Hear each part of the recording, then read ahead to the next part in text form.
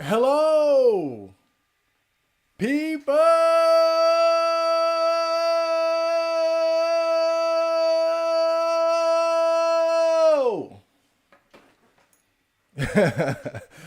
Welcome back to another Saturday night neat and chill live stream. I hope you guys are doing good because I'm doing great, and we're gonna have a fantastic stream. Everybody, send those smash the like button right now. Now. Woo, boy. I brought the lights back. Right? I'm too flashy tonight. I got on the pink shirt, the band, the headband, the yellow shades. Right, I overdid it. Oh shit. I'm doing too much tonight. But it's fine. It's it's a great Saturday. It's summertime. That's my season. Oh man, it's great to be back with you guys. We're gonna hang out tonight. We're gonna chit chat, talk about things that happened throughout the week.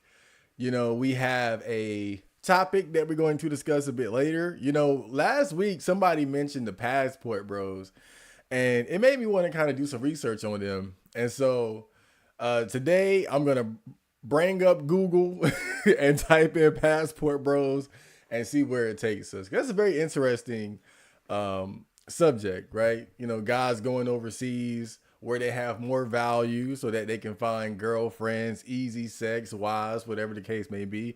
And passport bros, they have their detractors, people who don't like the fact that men are going overseas to do these things. So it's a bit of a controversial topic to say the least. But we're gonna look more into it, to see the do's, the don'ts, the ins and outs, the good, the bad, and the ugly. But for right now, we're just hanging out, kicking it, right? Virgins, neets, wizards, weirdos, outcasts, weeboos, lollicons, shortercons. Everybody's welcome.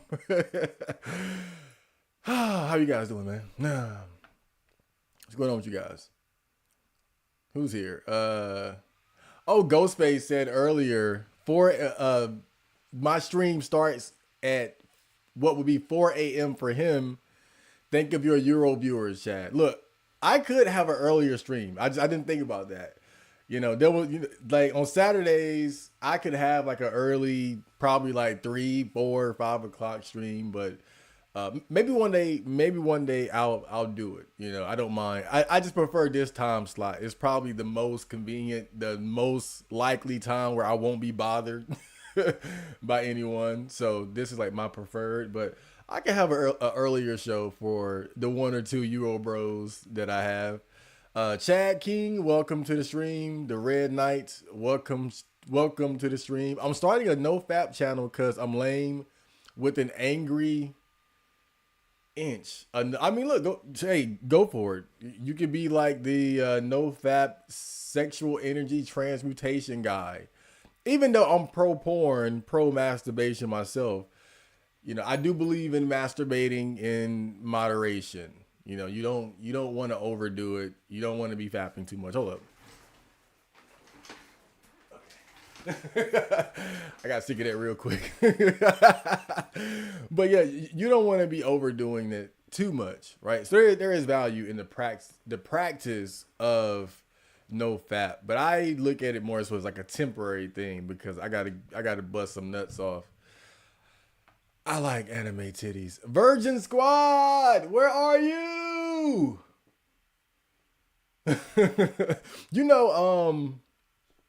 I had the live stream where I went on Duolicious to try my hand at finding love on a website full of weirdo BPD nerdy women apparently. And I told you guys I would give you an update. And as you would imagine, it was a complete failure. Not like any of us are surprised, but I did get some messages back. Right? I did get some messages back. Now, I messaged a lot more women than what you saw in the video because I kept getting up there after the stream, just kind of here and there throughout the week and whatnot. And so I sent out messages, did my usual thing, will you take my virginity? How much do you weigh? Right. And I would say probably what 75, at least like 75% of the girls I messaged didn't message me back. Probably like 80. Probably like 80, 85 didn't message me back. No surprise there. But I did get a few message backs, but it was always like one girl laughed at me for being a virgin. There was one girl, she went ghost when I asked for her Discord. And what else? Like usually it was just something stupid though. Like it was like some one word reply and then I would say something back and then they just wouldn't respond again. But you got to keep in mind these girls are getting hundreds and hundreds of messages and stuff like that, especially if they have a picture, right? So it was about what I expected, which was nothing. Really, I got more than what I expected. I didn't expect to get any messages back, but I did get some. I did get a few messages back, but of course they didn't lead anywhere. I saw a dualicious thread on the social board sock, and my experience was pretty much the norm. I was looking at the posts from other guys, and they were saying a lot of the same shit. Like the mass majority of the girls you message, they won't message you back. The ones that do, you might get like one response, like a hey, a hi, or they might say something about what you commented on in your introduction, and then it would just dry up from there. And as typically like the biggest choke point that I noticed for guys was when you were trying to take it from Duolicious to Discord. Like when you would ask for their Discord, a lot of guys said that that's when they would ghost you. Like like they would talk a little bit. Of course, you would be leading the conversation and all that, but then eventually they would like either just go ghost or they'll wait until you ask for the Discord. What I think, and I think part of that is probably because some of those guys or some of those girls were probably just guys, you know, catfishing, scamming and stuff like that. And when you're trying to go from Duo to Discord, obviously you're going to expect to like voice chat or video chat or something like that. And then the gig is up. So you'll want to keep them on Duolicious if you're running scams and catfish bullshit and stuff like that. But yeah, that's pretty much what happened with the whole Duolicious thing. We got nothing of value out of it. But, you know, again, it was some good content, you know. I'm all about the content. Simba Trey. Oh, yeah, I just said your comment. Under the Mountain. Good incel Saturday, everyone. Even though I'm not an incel, shout out to the incels. You know, Vocel gang over here. You know, I had opportunities to fuck fat gorilla orc hoes, so I'm not an incel. Lucid, welcome to the stream. Hello, chat, Mr. Chad. I am eating dollar store vegan snacks and playing World of Warcraft all day as usual. Today, let me see, what the fuck did I do? I just got done eating. I ate some eggs and cheese with chicken nuggets. That's so dumb. Chicken nuggets, eggs and cheese with mixed vegetables, and water and peanut butter. Yeah, that's what I had. And I'll probably go to the gym after this. But before that, I was watching season 3 of Demon Slayer. I'm actually gonna do a season 2 review of Demon Slayer coming up next. That's gonna be my next like anime review. Demon Slayer season 2, the Mugen Train arc. But I was watching some of season 3 before I got on, and I'm working on another Nightwalk vlog video and trying to record a song this weekend. So, you know, I've been kind of busy, busy for a NEET, other than like normal shit like cleaning up and running errands and whatnot. That's what I've been doing. But overall, a good day, a good day. And this is like the midway point where I do my stream. And after this, I'm gonna try to do something else. PlayStation games all day. Welcome to the stream. Ooh, I'm an old NEET and I'm still alive. I don't know how I do it. Maybe being a NEET is just a survival method while living in the hood. Maybe. I feel like NEETdom is really being a NEET doesn't really exist in the hood. Like we're really just bums. Like in the hood, we're just like typical bummy ass dudes to be real. Somebody had commented on I think the Duolicious video or something. He said, I think he said like online dating is a waste, especially if you don't have like career prospects or something. Cause I'm a broke NEET, and I see what he's saying, but it's really different in the hood, right? Cause I know plenty of guys who have kids, multiple baby mamas, no job, right? Criminal record, bums. Like it's completely different in the hood. Look, I'm not saying money doesn't help. It certainly does in anywhere you are. But when you in the projects or when you're, I'm not like deep in the hood, but as I said before, like I'm around the hood, and so everything kind of blends together where I'm at. And so in my environment, not having a job is like, not good for your pussy getting potential, but it's not like it's not a complete deal breaker either. As far as like completely limiting you from having sex, nah, it's not really that. Like you still have a chance. You might not get the baddies, but you know you can get something. You can get a little something. Hold on, I'll be right back. Right back. Hold on tight. Music, please.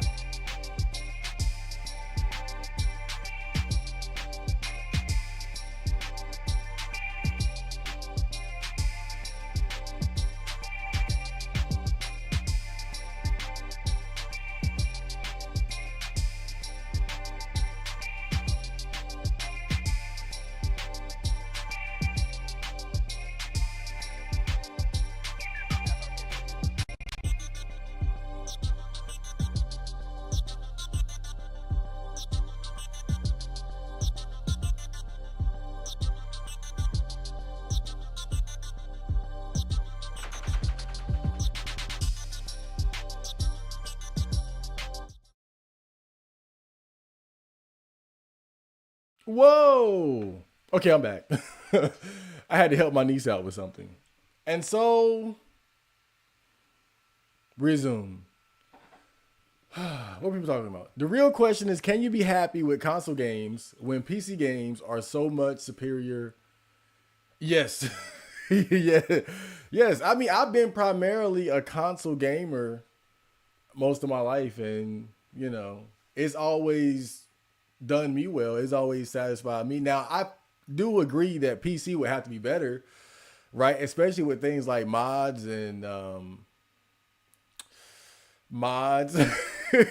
No, but also just better graphics and things like that. It's gonna look better depending on your hardware, But I think a lot of people who choose console over PC, I think some of it is probably just like ignorance of what makes a PC better for gaming. And I think also it's more convenient. It's more convenient for people to have a console where every game you put in that console is going to work. I think that provides people with a certain level of comfort, and security. When you gaming on PC, sometimes things don't go the way you want them to because you might have the wrong specs, and you might not even have like a terrible computer or something. Like it might even be good, but like one thing is off. Like you didn't have this, or maybe like a driver wasn't up to date, or there's a conflict or some shit like that. And I think it's just kind of intimidating. I think being a PC gamer is probably intimidating. And then on top of that, like you have to invest. You have to invest like good money into being able to play the newest games. But also, and I think this is probably one of the main reasons why I feel like you have to be versatile when it comes to PC gaming and console gaming, is that some console games will never come to PC. And of course you have emulators, but oftentimes, emulators, like, you don't get a properly working emulator for like the newest consoles until like years later and whatnot. So that's another reason why it's good to have a console, is that you have a lot of console exclusive games that you just won't be able to play on PC. So that's why really I feel like the debate is kind of silly, because you're better off with both. You're always going to be better off having both PC and console. I stopped simping for my lady friends that are single mothers trying to take life more seriously, working two jobs and stacking money. That's very wise of you. I should be stacking money. Man, why would you be simping for single mothers though? Like I swear, like that's so 2012. I can't believe motherfuckers still do that. Have we learned nothing? Have we learned nothing that we're still simping for single moms in 20 was it 2024? I'm in another dimension, remember? A parallel universe, I mean. I saw a tweet on X. I saw an X on X. Is it still a tweet or is it an X now? Like, do you post an X on X? I don't know. But I saw a post on X, and it was, I guess it was a black girl, because it was a black girl in the little picture, and she said something like, just a reminder. Oh, what did she say? She said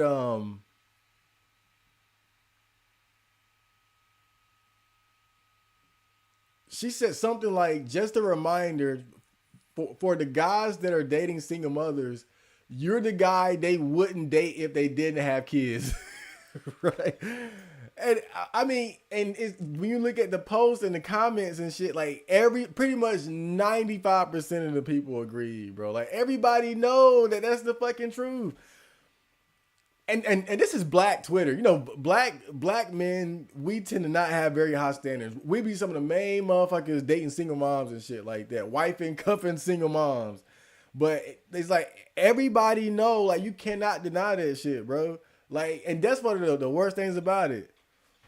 she would not deal with you if she didn't have kids. Like it's the only reason she dealing with you because she got kids and her standards are lower and she's more desperate and her priorities are different. Now it's not about who's the most attractive. It's about who gonna raise these goddamn kids because this shit hard.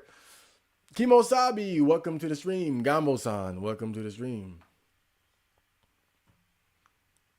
Strong Burrito, welcome to the stream. Finally catch up to the stream. Hello, everyone.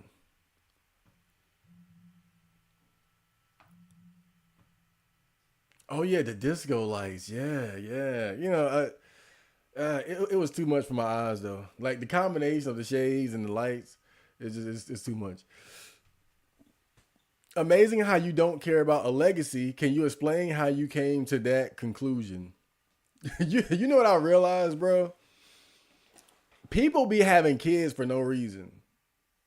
That's one thing I realized. People have kids for no reason. Like especially where I'm at, I just see motherfuckers like just having kids just to be having kids and shit. But as far as like a legacy, um, I think like you gotta have a legacy worth passing down, bro. Like, what the fuck are you having kids for and you ain't got shit to pass down? If when your kids become adults, if you have to tell them go find a job, that's some bummy ass shit. Like you should be in position where like if they don't, you got something for them. Like that's bullshit. That's a legacy. That's a real legacy. Fuck this broke fuck this broke nigga legacy shit. Cause that shit is bullshit, bro. Working a 9 to 5, you can't pass shit down from that, but the money you might save. No. I'm talking you want to talk legacy? A legacy is when you have something to pass down, something of value. Look at and I know he might not be the best example because he was shitting on women, but look at Mr. McMahon and the McMahon family of the WWE.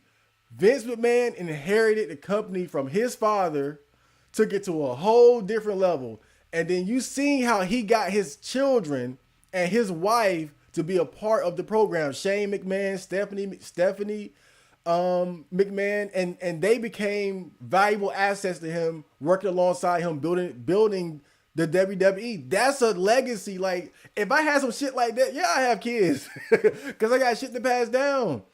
People are like, motherfuckers don't have a real legacy. You have a job. You a slave. That's like, dude, you were like, these guys, like, these people are slaves having kids, bro. And then they pat themselves on the back. Like a real legacy is when you got something tangible to pass down to your children. Like they got a position lined up or they have opportunity lined up. And then you also got to look at it like this. Like we live in a very competitive world. So your kids, they're competing with their peers. And so how well they compete is based on who you are and what you have. And your family structure and all that. And so your children are competing against people who have real legacies. Their father owns the automobile. Their father owns the auto shop down the street, and they're gonna work there at 16 and inherit it or something, or they're gonna inherit a whole house. Something like have something. And so it's not that I would never have kids. It's just that the only way I would feel that I would or should have kids, I need to have something of value to pass down, a real legacy. Because otherwise, you're just lining up another slave for a wage slave job that you don't even like, that you're not even passionate about. You know, you're a fucking manager at Sonic. What is that to pass down to a child? It's that shit just ain't for me. And look, I can't dictate what other people do. I'm just saying I would hold myself to a higher standard. If I was gonna have kids, I gotta know like I got something of value to pass down to them. But this whole just having kids just to have them, because I think a lot of it is really just it's selfish.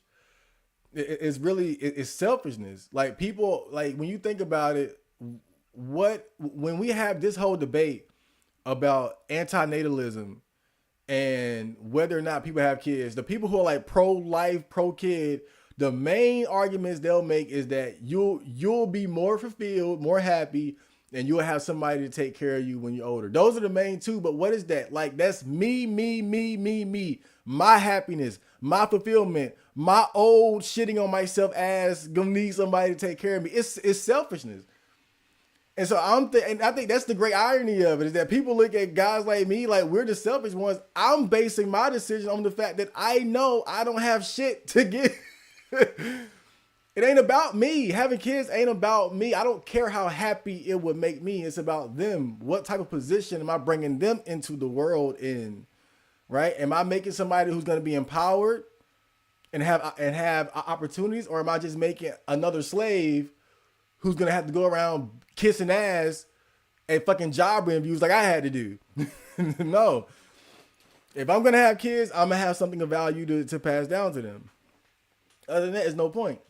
There's no point. I'm just making another slave. One more cog for the machine. Nah, I'm good on that. Right? Don't make me go on an anti-natalist rant. Chad Marco looked like a late night TV show host. Oh yeah, but what type of late night show? this late night, huh? What, Stoners Anonymous? Oh man, I look like a hippie from the 70s. This that real late night right here, dude. I figured it out, man. It's about the shades. It's the shades. That's what it is. Like that pop, turn the lights down and put the shades on. That's the new look. Oh boy. 5 p.m. is too early. I mean, I would just do it just to switch things up. Because I know some people just have different schedules and things like that. I'm not locked into the 9 p.m. slot. I like this because I'm the least likely to be bothered. Even though I was just bothered, my damn niece was knocking on the door and shit. But this is like 9 Saturday is like ideal. Like this is a good hour. And then on top of that, like I've had plenty of time in the day to get shit done or to relax, and I can get ready. And then by the time I'm done, I still got the rest of the night to do what I want to do, masturbate, play the game, make a video, record, whatever the case may be. So, what time is it for you? It's 9 p.m. Oh, yeah, it's 9. It's 9. 6 a.m. grind set streams coming soon. It's 6. That'll never come. 6. Oh, boy. 6. That's when I go to sleep. I usually go to sleep around like when I'm really focused and on my favorite sleep schedule, I'll probably go to sleep around like 4 to 6 a.m. and then wake up around like 10, 11, 12, 1 p.m. something like that. Like that's my favorite schedule. That's my ideal sleep schedule right there. Save your loads. It's 1 p.m. Sunday here. Damn. Wait, what? Nah. That's ludicrous. Discipline in self-pleasure. Oh, yes. The girls who didn't message you back were all bots. I don't look. Some of them sure, but I think most of them just didn't like me. I'm pretty sure most of them just didn't like me. I feel like I had some good pictures up. Like most people there got like anime pictures up and shit. I had like some funny pictures of myself. But I feel like more than likely most of them they just didn't like me. They saw the pictures and like, either too black, too old, too broke, something. So, but again, we're not surprised over here. It's so funny like when people tell me they're surprised that I'm a virgin, but then whenever I throw my hat in the race, it blows up in my face. I don't know why people are. I mean, I get it. I'm kind of handsome, right? But my track record is terrible. I got a terrible track record. Motherfuckers like, I'm supposed to. Oh, you a verb? I can't believe it. I'm like, I can. Be careful, Chad. Some of those matches might be feds. Oh yeah, but then it's like if it's a fed, what are you fedding for? Is it like what is it like I'm assuming that like they would be looking for guys trying to like groom and date underage girls or something like that, right? Now, only a fucking idiot would sit there and be talking to a six, 14, 15, 16, whatever year old. But this is what I heard in line with what you're saying, because I saw someone say that you can spot the feds easily because they'll be the girls who don't have an age next to their name, right? And so right there, that's because the thing is, like, you can't play that whole to catch a predator shit if you're saying that you're fucking 18, 19, 20 or whatever. And so what people told me was that the feds are the ones with no age by their name. So that, and again, I don't know if this is true or how true this is, but to me, it just makes sense. Because if you're trying to, to catch a predator, motherfucker, then the main thing you have to do is establish that they knew for a fact that they were talking to an underage girl. Because if you're saying that you're 18 or 25, then it really don't count because they didn't know. But my question is just like, what the fuck? Fed for what? Be up there for what? I can only imagine it would be to do like some to catch a predator type shit, though. That's the only thing I can imagine. And even then, those are probably more so like, they have those like those rogue to catch a predator guys that just have a YouTube channel and shit. Let me check my phone. You got like those rogue to catch a predator guys.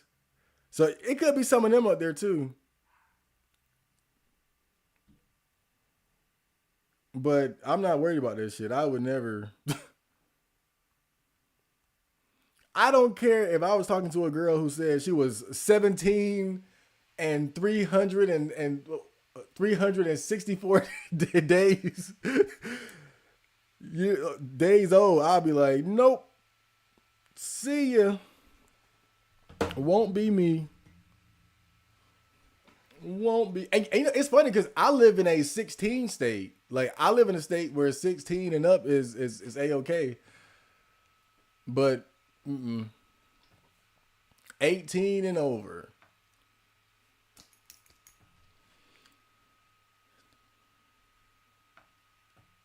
Getting ghosted because you asked for it. But that's normal. That wasn't just me. I think my theory is that those are like scammers and whatnot, because they probably can tell that you're trying to get the voice chat and all that just to kind of confirm gender. Because it's no way I would sit there and just talk to somebody forever or like a long time, and it could be like some fat dude or something like that. Iris is the one for you. I know. Even though she rejected me, I still love her dearly. If you had that much matches, you'd also ghost anything under a 9-10. I mean, yeah, because you can't fuck everybody. Like, it's not like people hold it against women. I don't really hold it against them. Like, that's just the situation that they're in. They can't fuck all us. They can't fuck us all. And then it's like, you look at me, right? I'm handsome, but there's going to be another guy who's just as or more handsome, taller, with a job, white, younger, something. And so it makes sense why I would have no success up there, because it's too many things going against me. It's too much going and they have so many messages and shit. They have so many messages coming in, I might get like a momentary consideration, but compared to everybody else, like it's no reason. Like, online dating is just is brutal. Like regardless, like no matter what, the only online dating site that'll work is Grinder. that's that's the only one that'll work consistently. Have you tried hiring your standards, Chad Marco? That's a crazy thing to say. I never heard nobody say that. Hiring. Hiring. I mean, I feel like my standards are pretty reasonable. I don't think they need to be raised, you know. Mid, no kids, not or rather at least mid, no kids, not fat, not crazy, low body count, no S. Yeah. I feel like most of my standards are pretty reasonable. How do NEETs finance their survival? I'm curious. All I know is how to wage and pay my taxes to Zog. Live with your mom, or like I do, or get NEET bucks. Live with your parents or NEET bucks. Those are those, or live in a tent. Live in a tent or something like that. I kind of wish we had like those little small like pod apartments though. They could be like really cheap, like $100 or $200 a month. Yep, exactly. Black Cell Neat, you got it. I wish I had some damn benefits. I like the stream is starting soon screen when you go on break. I know it's awesome. I've been trying to step up the presentation here, just trying to make sure everything looks nice. Trying to make it better every time. I did have EBT back in the day. I missed that shit. But I feel like all that processed food like made me mentally ill. to be honest, and that's my fault because I was buying a lot of bullshit. But I had like a psychotic break right around the time I had food stamps because I was eating a lot of junk. I got government assistance when I was living in youth homeless shelter.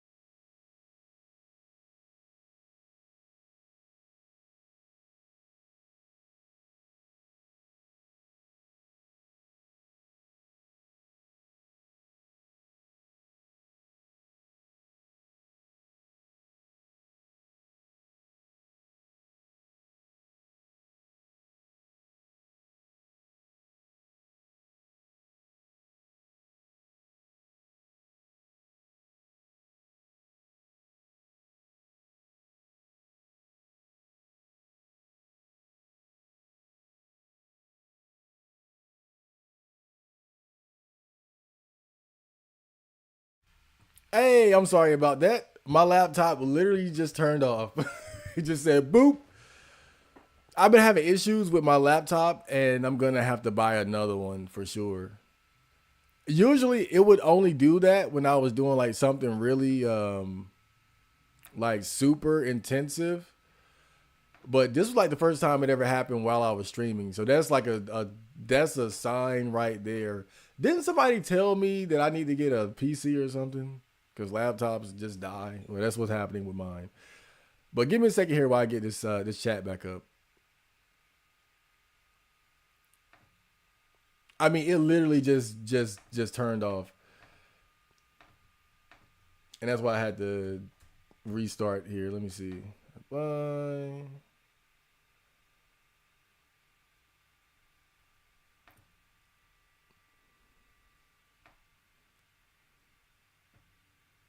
Hopefully, I can figure out what's causing it. But that was gnarly shit. Okay. Damn. I'm glad that I didn't lose my comments because of that. We back? We fully back? Okay. Okay. Are we back? My bad. Yeah, my laptop just something's wrong with it, base. I think that it's on its last legs. It's an Acer. I got it like 3 or 4 years ago, something like that. And yeah, I just think it's on its way out the door. To be honest, it's at that point. I gotta get me another laptop. It's definitely time to get another job now. When the laptop just starts shutting down, I can't live like that. Ah, boy, where were we? Oh, hold on. Let me actually do something else just to reduce the chances of this happening again. Okay. All right. There we go. There we go. Saint Sinister, welcome to the stream. Chad Marco, he come and leave like most Chads do. And oh, I was busy. I had to do something. Somebody needed my help. Redo, welcome to the stream as well.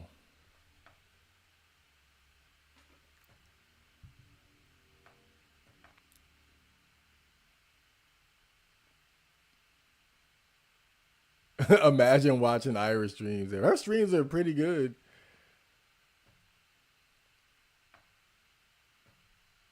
Help my niece out. Well, she needed to get into the house and she was about to go somewhere. So she needed to pack some things. Yeah, you guys have dirty minds. I'm not that kind of uncle. I made an account for X the other day. Now I am officially an X. Ooh, I like that X Men. I never heard that before. That's new. Shit.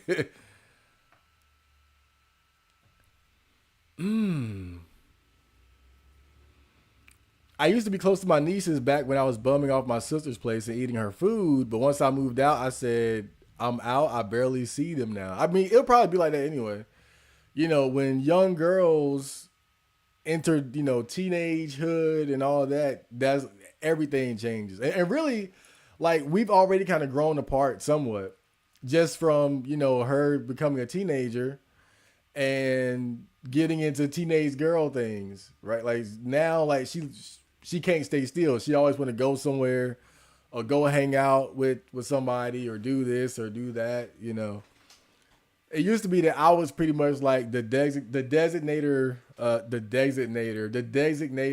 babysitter or child sitter for her growing up. And back then, they were easily satisfied. Back then, all you need to do was give them some junk food and like some movies to watch and maybe go outside and play every now and then. But now, oh nah.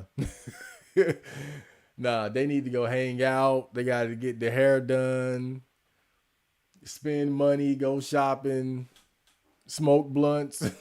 Like it's way different. I have some nice china to pass down to my kids. Oh, I mean, you got something. Most people won't be remembered after 3 generations. Nobody knows my great grandfather, and he was a tall man, and I didn't come out tall. I guess it just depends on like what your legacy is. But even then, even if you have like like if you become very successful, there's no guarantee that your children are going to be able to carry like that mantle completely. There are a lot of very successful men who had multiple kids, and we couldn't name any one of them. But I would say at least then, though, again, they had a legacy to pass down. They had something of value to pass down, large amounts of money, a name, a business, something, even like a valuable skill set that they were able to pass down, something of value. Just have like, I'm not even saying it like you got to be a fucking millionaire, but like have something. Like if you're just a great carpenter, teach your son how to be a great carpenter. Like pass something of value down. That's all I'm saying. I see too many people that just seem like they have kids just to have them.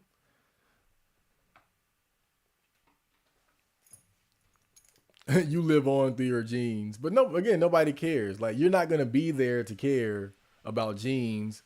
and nobody else cares about your genes. Like I mean, it's a victory in a way, but it's a victory that nobody will be around to really enjoy. The way that it's sort of expressed. I'm praying this laptop don't turn off.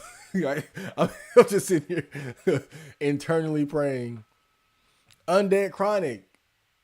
What's that? 14. Still love your beats, bro. Then you got some good things ahead of you. I got quite a few beats I haven't put out yet. I got quite a few beats, and when I put out the robot music shit, most of those beats gonna start coming out. I just don't want to put out the like most of the production until like the whole thing is done. I wouldn't mind Sonic the Hedgehog being me. Well, really, I think I'd rather Eggman. He'd probably be a little bit more organized. Chad Marco straight out of Woodstock with the fit. I like it. I like the comparison. I told you 70s, 1974. And I just hit the fuck out of the mic. Only Goku was worthy of leaving a legacy, but we are like those civilians living in West City. They got one shot killed by bad. Yes. Yes, we are civilian number 37. Right? We ain't Goku. We not even Krillin yet. At least be Krillin. At least be the guy that fought alongside the guy. Right? At least you were around this shit. I mean, that's all I'm saying. Just have something, or at least think about that. Think about, having like some sort of like legacy for your kids. Do you have an opinion on veganism? It's basically anti-natalism, but for animals. A lot of arguments are very similar. I haven't really thought that much about veganism. I think on the surface, it makes sense. I just think for me, I like eating meat so much. I'm not ruling it out though. Like I could never go vegan. I'm not saying I never could, because I get the argument of it, right? I get the argument of not eating meat, but I also feel like it's a lifestyle of convenience too, where under different circumstances you wouldn't have the luxury to be like, nah, I don't eat meat or anything for that matter. Like if we were living in times of like famines and starvation, food shortages, who the fuck got time to be a vegetarian and a vegan and all that? You gonna eat what's available. If we gotta sit there and cut up dogs and rats, if we gotta sit there and cut up dogs, like serious, like if you put vegans on an island where there was nothing to eat but meat, like you had to like just the stuff you could kill, like no edible vegetable, nah, just it's a carnivore island. Would they starve or would they adapt to killing animals and eating them? They would adapt. They would say, "Fuck this vegan shit. I'm about to eat y'all."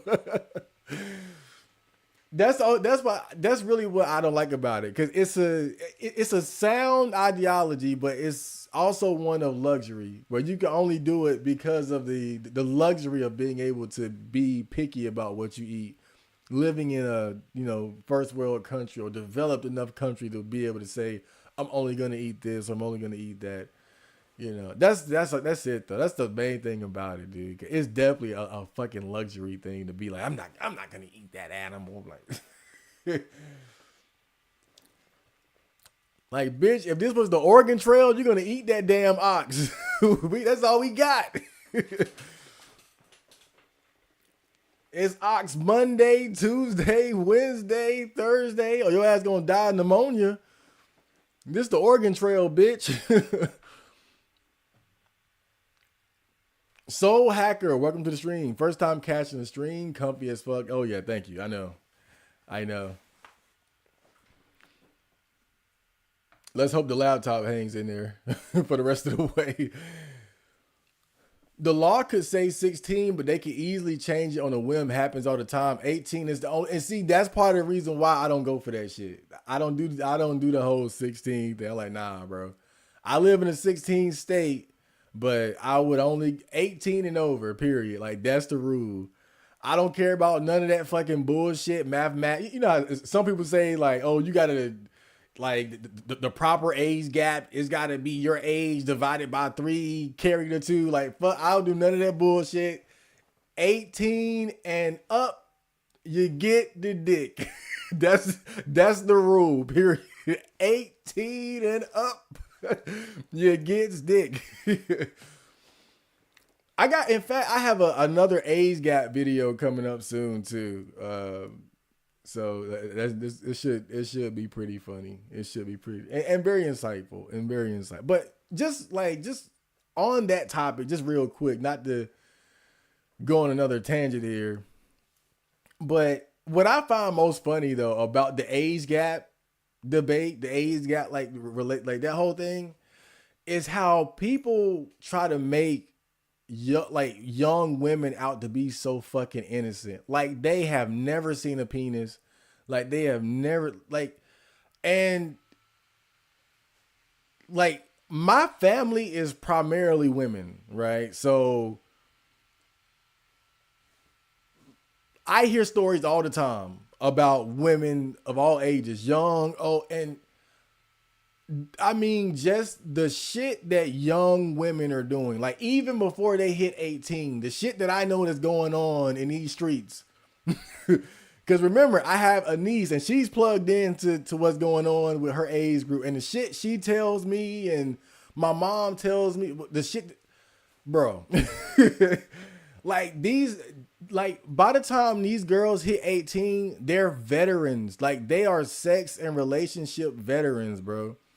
And just so this idea of like them being manipulated by older guys or something like that, like they're being exposed to something they never seen before, it's especially crazy to me because I know how fast girls get started. Like girls get rolling early.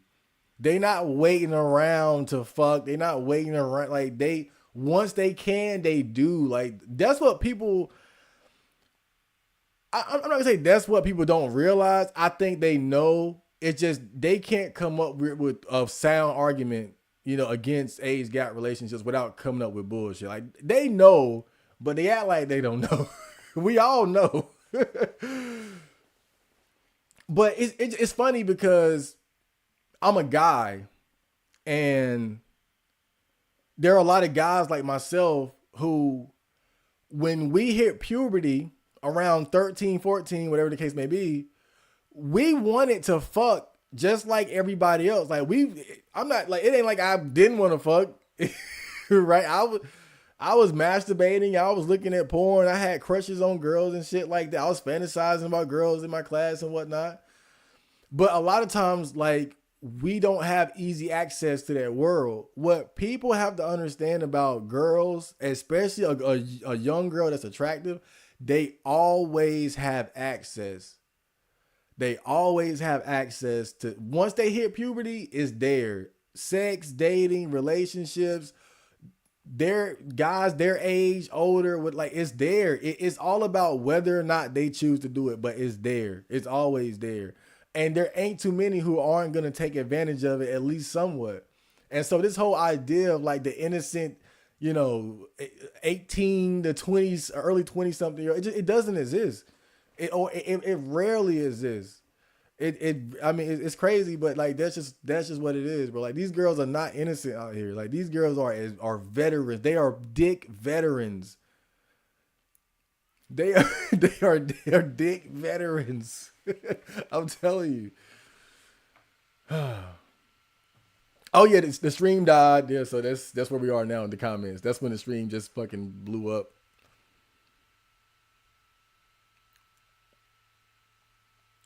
We're hoping that it'll just, stay good.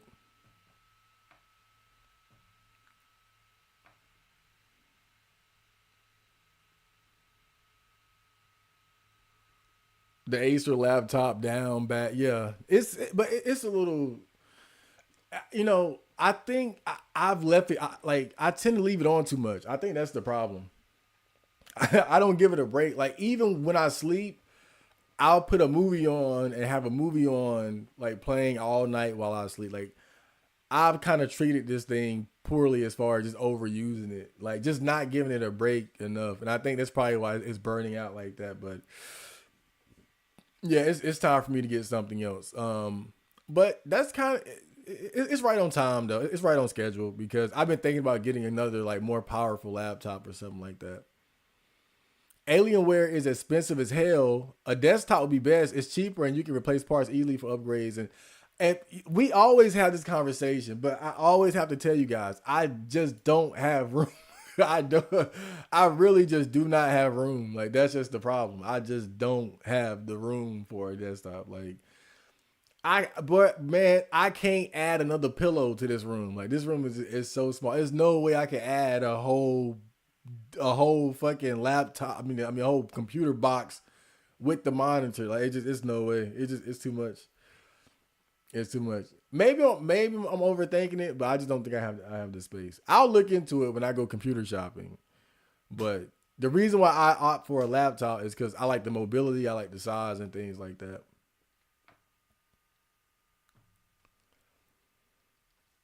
My first Alienware laptop was a mini one I purchased for $500, and I binged out on World of Warcraft and Steam games at max. Oh, cool shit. Maybe I'll look.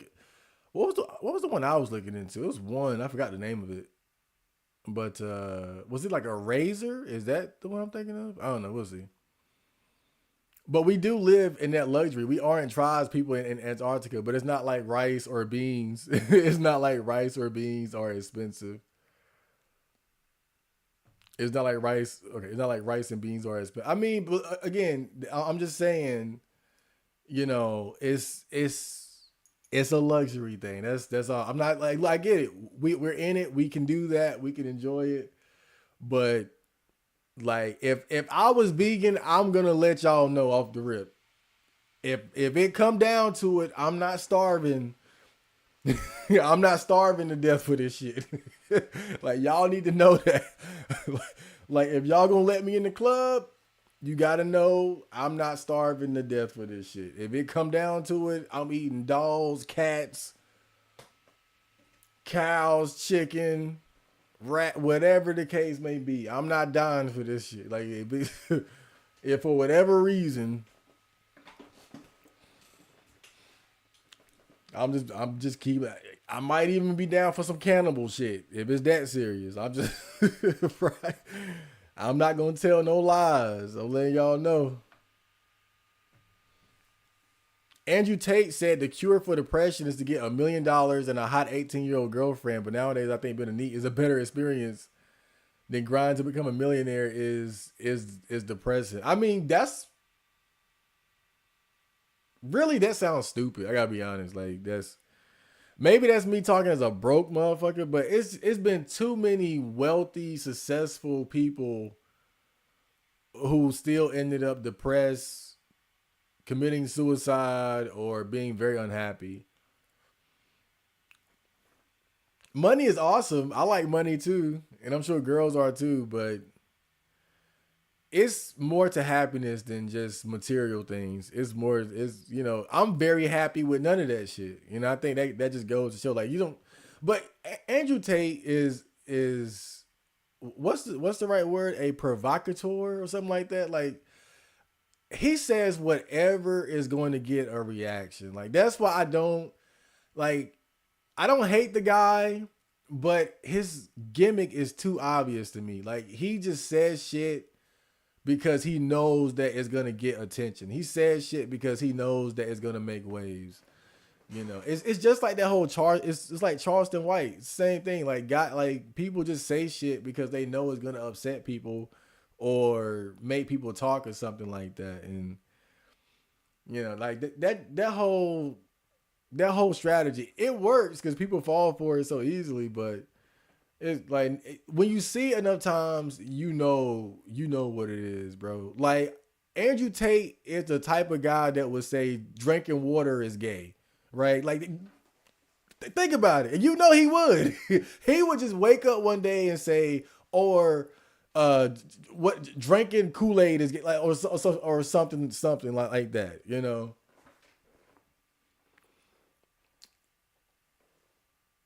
rest days from working out is for pussies. He would say that just to say it and piss people off.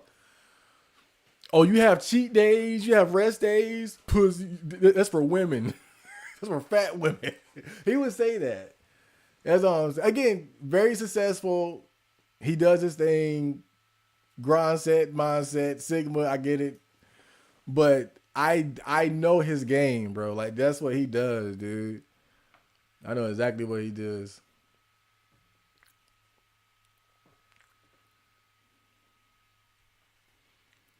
I've seen that sort of stuff when I was 14. For the types of girls I caught feelings for, girls really do that. Yes. Yes. Like, it starts so early. That's what people got to realize, bro.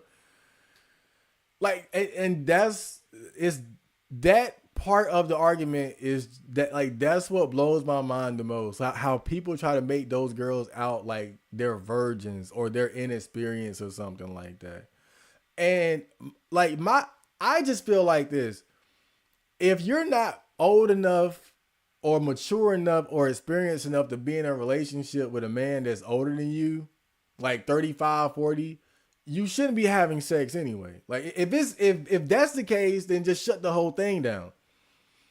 If that's what it is, then shut it down. Cause it's not gonna be that big of it's not gonna be that much of a fucking difference. If you're not mature enough for that, you're not mature enough for this.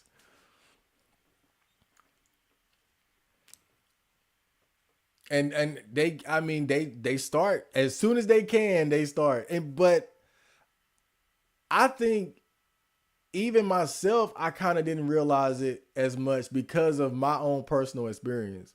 Because I was looking at things from the lens of a guy, of me being a teenager on the outside looking in.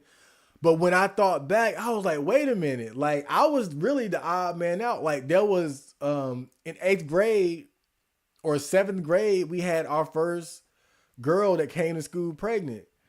And then I started hearing, and then as I got older, I started hearing these stories about shit that was going on that I didn't know. Like, there was this one girl I had a crush on, and there was this story I learned years later about how she had sex with somebody else in the band, in the fucking band room. You guys ever seen American Pie and how they were talking his virginity to was like a geek, and he did not expect her to be like a freak the way she was. That shit is real because when I got out of high school, they were fucking and sucking the whole time. Some of them were lesbians, like shit that I didn't know because I was on the outside looking in. But when I got older, those stories started to come out more. Like, yeah, she was fucking him, and oh, I got a hand job in the back of the, I started hearing all this shit, and I was like, yo, man, like all the people that I was just looking at as my peers, they were fucking and sucking already. Like they were doing shit. I just wasn't privy to it because I was an outsider. But all that shit is already happening. Is already going on. So by the time they get to 18 and 20 something and you see them dating an older guy, like it's not really something spectacular to them. It's not something that's completely out of their range of comfort. Like they've already been doing anything. It's a different flavor. It's a different flavor of dick. That's all. It's a different fetish, right? Yesterday, I wanted bad boy tall Chad. Now I want daddy dick that's going to buy me.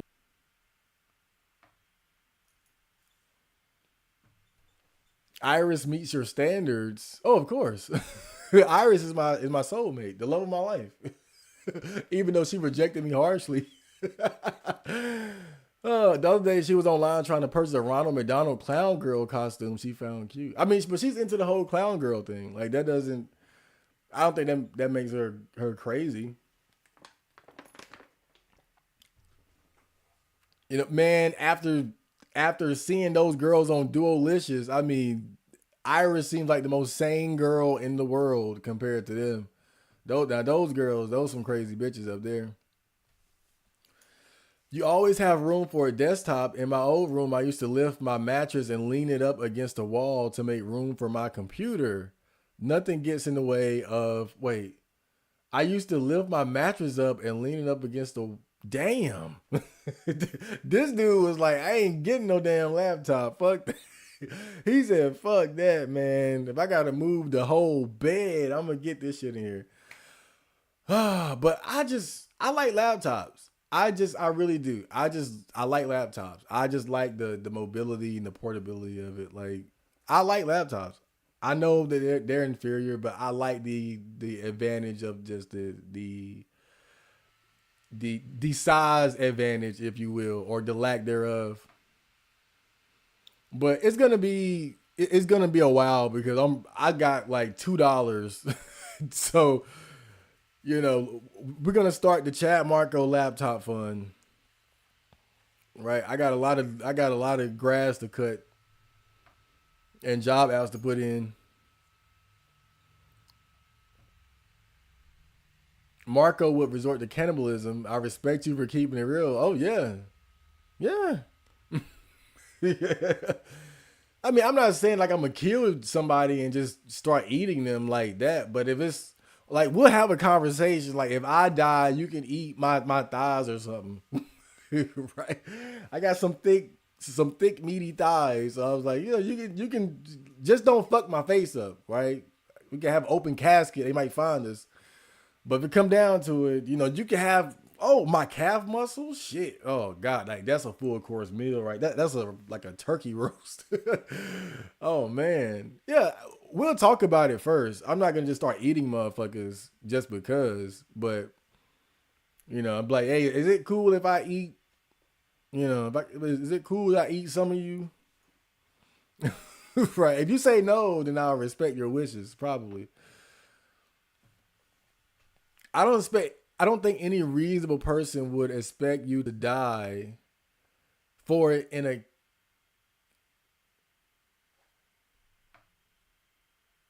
okay. I don't think any reasonable person would expect you to die for it in a catastrophic survival situation just whenever possible. If you don't like causing animal suffering and stuff. Yeah, okay, cool. Yeah.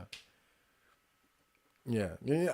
Look, I'm just saying we gotta be real about this shit. We gotta be 100. We got to let's just be real about it. We can only do it because we have the luxury of doing it. And like there are very few people who are just gonna die and starve if it came down to it, or be sitting there extremely malnourished because there is very few, very few. Charleston White is based. Look, he says a lot of correct things, but I'm talking more about the strategy. It's the strategy of these guys that like they'll say anything for clicks and views. Anything. Even if it's something that's blatantly disrespectful. And that's just something that I don't really respect. I feel like it's a symptom of the thirst and the desperation that people have for clicks and popularity and things like that, to just like it's the same thing when I see those videos of people who go into the store and they grab like dish detergent and spray it on the floor and then slip and slide and they record it. Like it's that type of shit. Like it's just desperate. It's just like motherfuckers is desperate to be famous and they'll do anything. Like, look, I love to have clicks and views, but I try to have a standard about myself. Like I can go out and do some foolish dumbass shit, hoping that it'll stick, But that it's like, is it that serious? And that's the only thing about it. Again, I feel like these guys are actually deep down very intelligent, wise, experienced, but they got that thing where it's like I'm gonna say whatever I have to get clicks and views, even if it means being blatantly disrespectful, even if I'm just trying to say some shit to make people upset.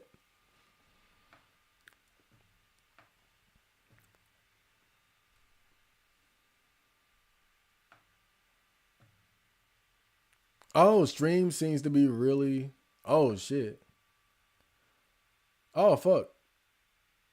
Oh great. So the stream is fucking up. All right, let me see.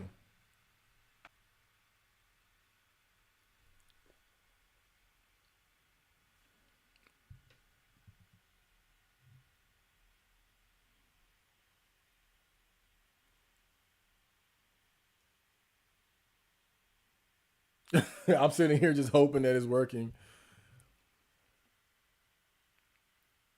So I stopped it and started it again. I'm sitting here just running my mouth. Yeah, this has been a bad tech day.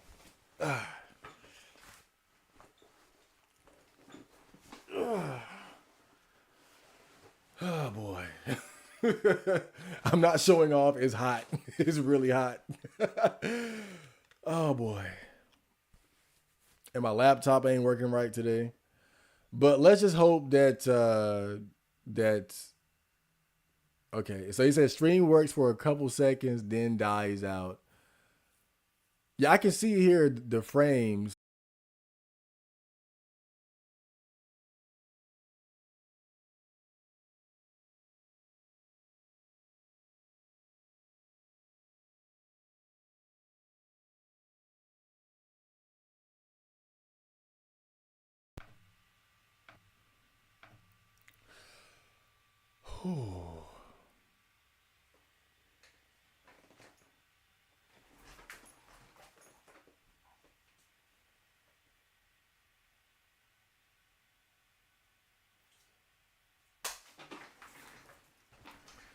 Okay. So I switched to the wired connection, so maybe that will fix it. I apologize for the bad connection, the bad stream tonight. I'm in like tip top form, but my laptop and my equipment is just it's on its last legs though. Let's be honest, it's just it's time to get some new shit. It's time to get some new shit, and I'm broke. Then I gotta get another job.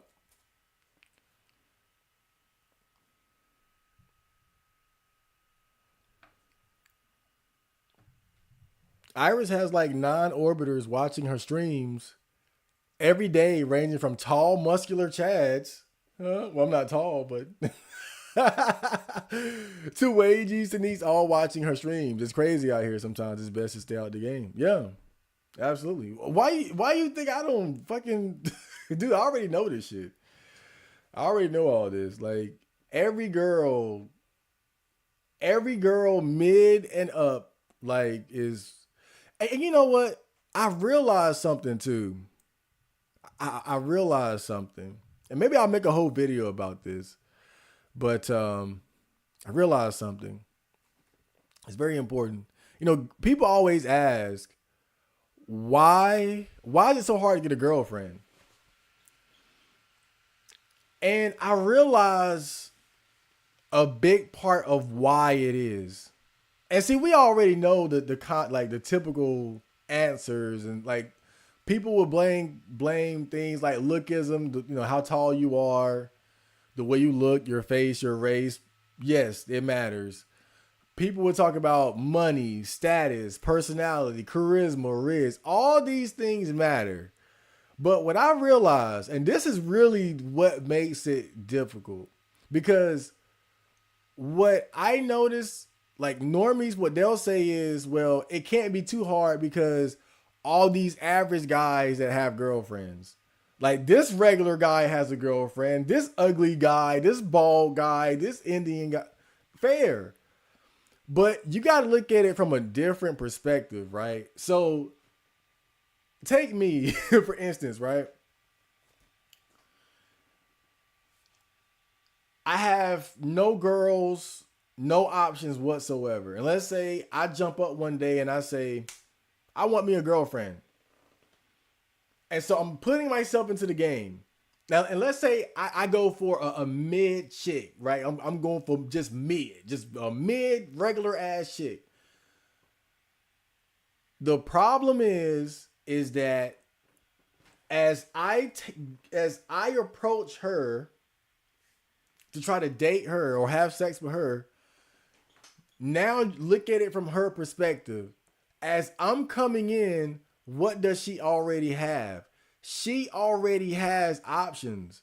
She already has multiple guys, whether it's at work, whether it's at school, at the gym, especially online. And it's not just the guys who are actively pursuing her at that time. It's what she knows she has subconsciously, or what she knows she has in the back of her mind. Like, whether they take advantage of it or not, every decent looking girl knows I can get on any dating site and I'll have hundreds of penises lined up for me. And so what you're seeing as far as like the difficulty of getting a girlfriend is like, you got to look at where it starts and where it ends. It starts with the approach. You're a regular guy trying to get with a mid chick or better, whatever the case may be. You have to be lucky enough to be selected out of dozens to hundreds of men. So it's a huge luck factor to getting a girlfriend. You can talk about lookism and height and penis size and race and money and this and that, but the one of the biggest factors is just the difference in options. Women have so many options that in order for you to be the winner, it would require a lot of luck. Unless you're an exceptional guy. And we know most guys aren't exceptional. And that's part of what makes it so hard. Like, you got to be lucky enough to get selected out of all the guys that are already chasing after her, that are already pursuing her, and the guys that she knows she can get if she just takes advantage of social media and online dating. So it's a big luck based thing. And that's why a lot of guys would just say, it's a numbers game. Dating in relationships, it's a numbers game. Because that's pretty much what you're doing when guys tell you, oh, ask out 50 women, 100 women, 200 women. Because the reason why you have to do that is because every approach you make is basically like you have a 1 out of 100 chance of being selected out of all the other guys in her life. Again, roughly, right? 1 out of 50, 1 out of 100, 1 out of 200. And that's not even considering her preferences that you may or may not meet. Not enough money, too short, black, white, Indian, whatever. She don't like your face. We ain't even talking about that. We're just talking about the sheer number of options that a girl has.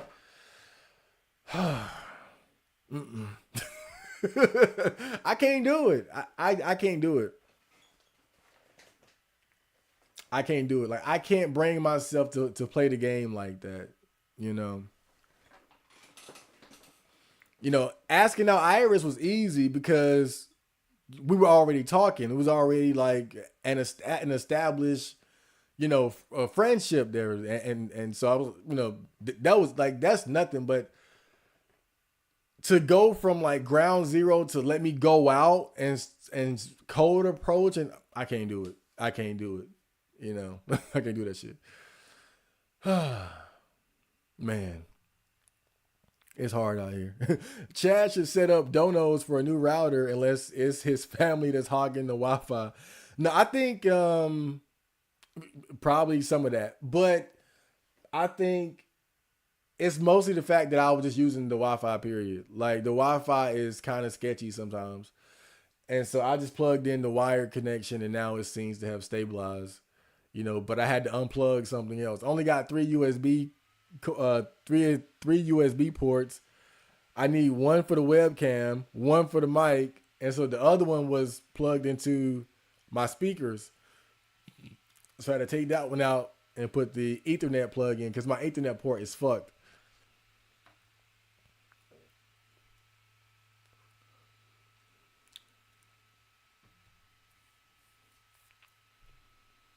Bro might be living like a caveman unless his online music and gaming career pops off. Hey, that sounds like a lot of fun. Seems stable now. Yes. Okay, so I did it. We did it. Great.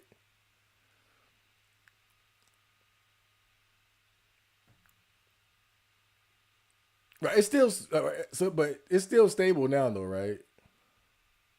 Wait, we good though, right? Stream down it, no way.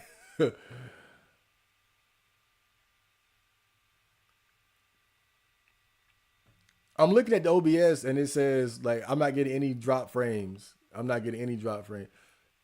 It's already in pretty low quality. Like, this ain't 720. My stream working good now, but it was choppy for a few minutes. Okay. Yeah, the quality is already lowered, like by default. That's part of the reason why I want to get a new laptop so I can stream in better quality and shit like that. So, love the bandana is my favorite. I got two of them. You know, I've gotten at least two compliments on this bandana. One from a fat chick, one from a gay guy. Wait, fat chick, gay guy. Yeah, it's pretty cool.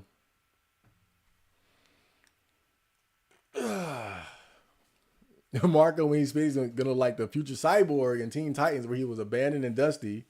He was hooked on one giant battery pack just to stay alive. No.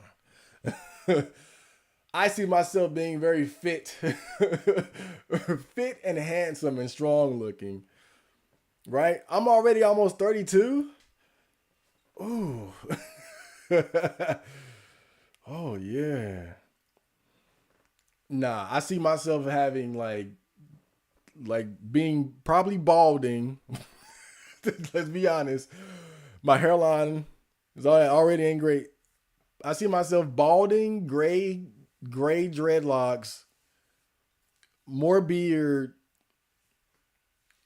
but still muscular and fit for 50. I put it like that. That's how I see myself. I see myself being a fit 50-year-old. 60, I don't know. That's when the battery pack might come out. 60, then we'll start talking about battery packs.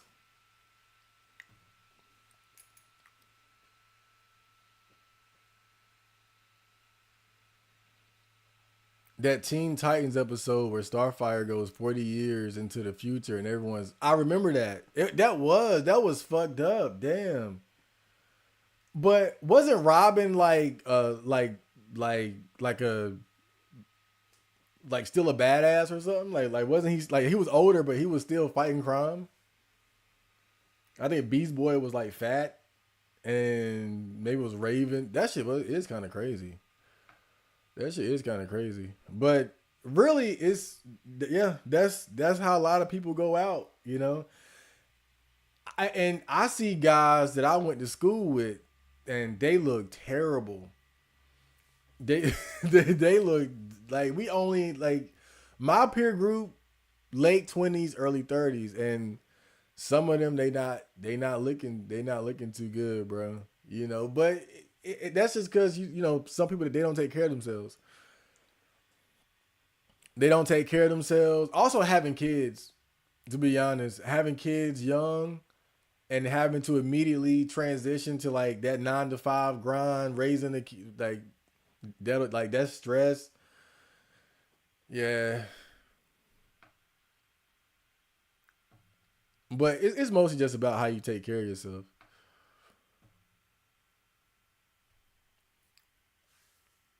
Never been more over.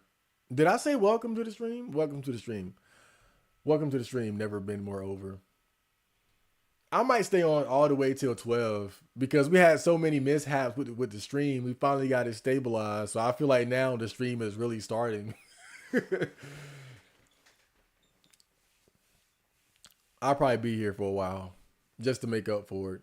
There's no way to casually engage in social activity that isn't specifically meant for dating. And unless you're good enough, the dating spaces that do exist are limited.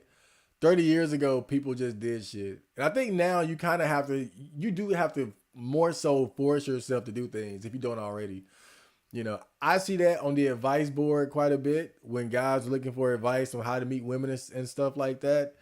They'll get the typical advice, you know, go to like yoga classes, rock climbing, like shit you would normally never do. That's the like come on now. And we're talking men, right? Like how many of us thought about going to yoga classes or something like that? Usually the shit that we have interest in doing is not the best place to meet women, like the gym. And gym is way different from like yoga classes or like something like that. Like gym is like established that you don't talk to, like don't hit on women there. Like it's one of the established no-go zones. Not saying guys don't do it, but if I had to talk to girls, the gym is the last place. The last place I would go to do that at. Because girls at the gym are already super on guard. Like, just, like, man, I kind of felt bad about this shit. But there's just one girl that goes to my gym. She is Stacy. 100% Stacy. Like, she got a banging body. I think she's either white or Latina or something. Cause I don't be looking that hard, but she got like long dark hair. I think she's a brunette, and she just got her body just crazy, bro. Like just porn star, but not even like not appalled, but like that type of porn star body that you would see on like black.com, like just fit, just beautiful, fit white woman. Like, yes. And she was on some machine one day. And then some old white dude with a MAGA hat like got on the machine right next to her. And she got up immediately, cleaned off the machine, and left. Just, she was like, I see what you're doing, old ass man. I mean, this dude had to be like 70, 80 years old. Had a MAGA hat on too, and he sat on the machine right next to her. It was like one of those cardio machines where you sit in it and you do something. I ain't never used it before, but he sat right in there, and she got up immediately, like, I know what you're doing. Nope. But yeah, I think sometimes you do gotta kind of force yourself into these situations if that's what you want. Did you see that guy who swiped right a million times and still got nothing? LOL, talk about being degraded. I'm not surprised though. Well, wait a minute. Did he not get a single match? Did he not even get a match? Like not even fat girl matches? That's unbelievable. I can believe you swipe a million times and get nothing but fat girl matches. But not even fat girl matches? I can't believe that. You got it. Because when I had like Tinder for like 2 weeks, I did get some fat girl matches, but we all know fat women don't count. So,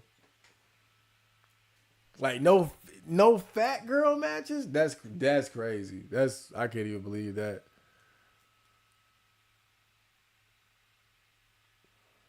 If you don't play the game, you don't have to deal with what I just went through. Never been more over. What did you go through? Tell the class. I want to know.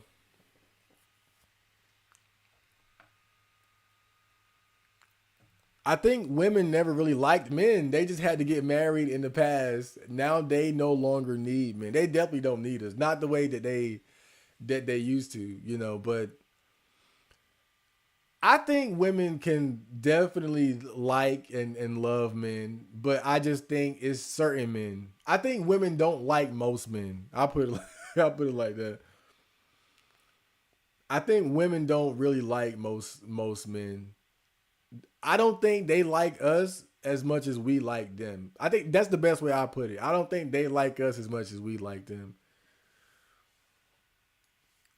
Like there are much fewer men that are truly and completely attractive to women as opposed to women being attracted or attractive to men. But even then, bro, like, cause you got situations like the Tom Brady shit, right? Tom Brady is like it is not like we know the ins and outs of their relationship. To be fair, right? But on at least on the surface, it's like, what more could you fucking ask for? A good-looking, famous, wealthy, successful, disciplined husband and father that's gonna treat you right, take care of the kids, and still it doesn't work out. It's like even the alpha jock isn't really safe. Even the alpha jock isn't safe. Deontay Wilder, the boxer, his fiance just filed a restraining order against him. I made a thread about it on R9K if you guys have seen it. And but it's again, Deontay Wilder, even though he been getting his ass beat in these last fights, like alpha jock type, millionaire, super successful, and not trying to excuse what he was alleged to have done in their relationship, because maybe he really is just an asshole. I wouldn't be surprised. But it just like, damn, it just seemed like nobody's safe. That's really what I'm saying. Like, it just seemed like nobody is really safe.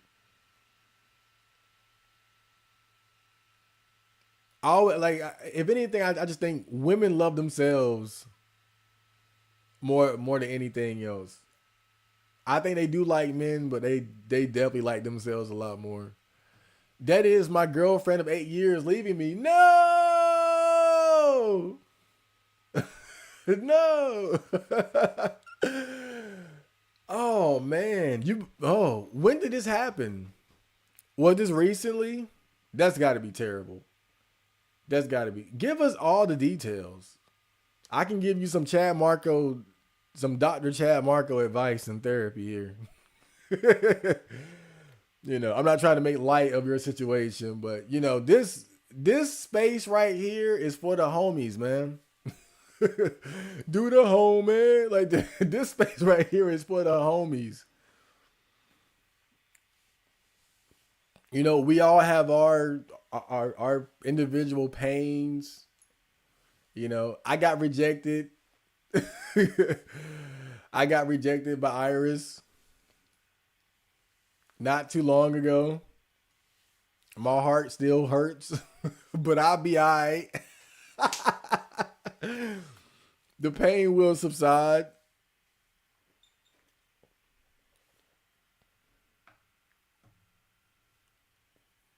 Raven ended up in the ward because she went crazy and killed a bunch of people. Cyborg ran out of battery because he's part machine, and Beast Boy ended up in the zoo.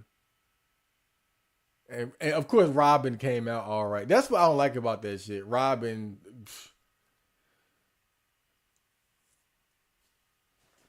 everybody should have been fucked up. Don't just. Of course, Robin had to be Mr. Too Cool to to fall off. Too cool to fall off. Man. And then just let all his homies just degrade like that. That's messed up. I did remember that though, that Robin was the only one that didn't completely fall off. But that is some real shit though. Just especially like just the way people grow apart. Like how friends grow apart and things like that. Like that's the saddest thing about it. How people just grow apart. Because you would think about like, why didn't Robin try to uplift his old teammates and shit? But it's probably like, they just probably just grew apart. Just be like that. I even know Chad likes who are having a rough time getting into relationships. Yeah, man, I'm telling you. And it's not just those specific criteria. The looks, money, it's not just that. I'm telling you, it's the options. Women just got so many options, bro. Like there is undeniably a luck-based aspect to getting a girlfriend, because you have to be selected out of all the guys that she has available to her. You got to be selected out of all of that, and it's a lot. I'm thinking about making a female Duolicious account, not to catfish, not to scam, but I just want to see the perspective. I just want to see, like, if I make a female account, how many messages will I get? That's it. Like, normally I don't do shit like that, but I think I'm going to do that, and then I'll give you guys the results. I don't like doing shit like that because I don't, like, if I do it, I'm not going to message back and forth or none of that shit. I'm not going to waste that much of anybody's time. But I just want to make the profile and see what they get based on a half-ass And I won't even put a real girl picture up there. I'll put like some anime picture up there or something like that. And then just make like a half-ass bio or something. I just gotta see, dude. I gotta see. There was one girl that I talked to for a little bit. And when I say a little bit, I mean a little bit. And I asked her, how many messages do you get? And she was like, oh, not that many. I'm I know she was bullshitting.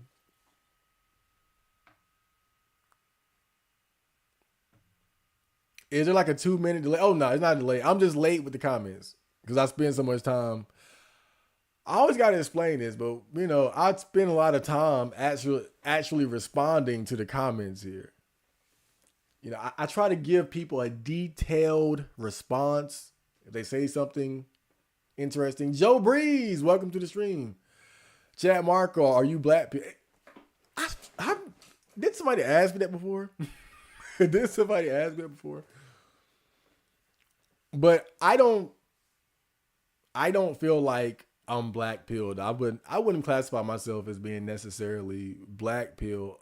I think certain aspects of the black pill are accurate as far as the emphasis on the importance of looks and how that plays into, the mate selection process of men and women. But I'm just not as pessimistic about the dating game as they might be, right? Because in the black pill, it'll be like, oh, you're Indian, it's over. You're short, it's over. Shit like that. That's not really my attitude. Like even myself, even though I've taken myself out the game, the dating game since a young age, it was never because I felt like it would be impossible for me to get maybe a decent girlfriend or something. It was more so just because I just don't like the game. I don't like the dating game. I don't like how it works. Like, I don't want to go through that bullshit. It's really more so a self-honesty thing with me. Like, I recognize that it's difficult, but I don't think it's impossible. But the difficulty is too high and the reward is too fickle and too low. Like, there are no guarantees. And that's why it ain't for me. If I look up into some pussy, cool, but it's not something I would go out of my way to try to get. It just, to me, I never saw that as a good goal for myself. Only Robin self-improved. Wasn't this stream supposed to be about passport, bro? Look, we always wait until like 2 hours into it. We are gonna go look into some passport bro shit. But I spent so much time just trying to make sure the stream was working, and we finally got it stabilized here. I think I see now that I might have to use the wired connection from here on out. But yeah, we're gonna get to it in probably an hour. What time is it? 10:47. Batman Beyond is another good one at predicting what life as an old person is like. Bruce became old and would struggle battling regular thugs and would constantly be on medication and heart. Oh God, yeah. That's too real. That's too real. That's kind of like when you look at someone like Muhammad Ali. You look at someone like Muhammad Ali. He was like, when you look at when he was young and in his prime, he was lightning fast. He was charismatic and witty. He was strong.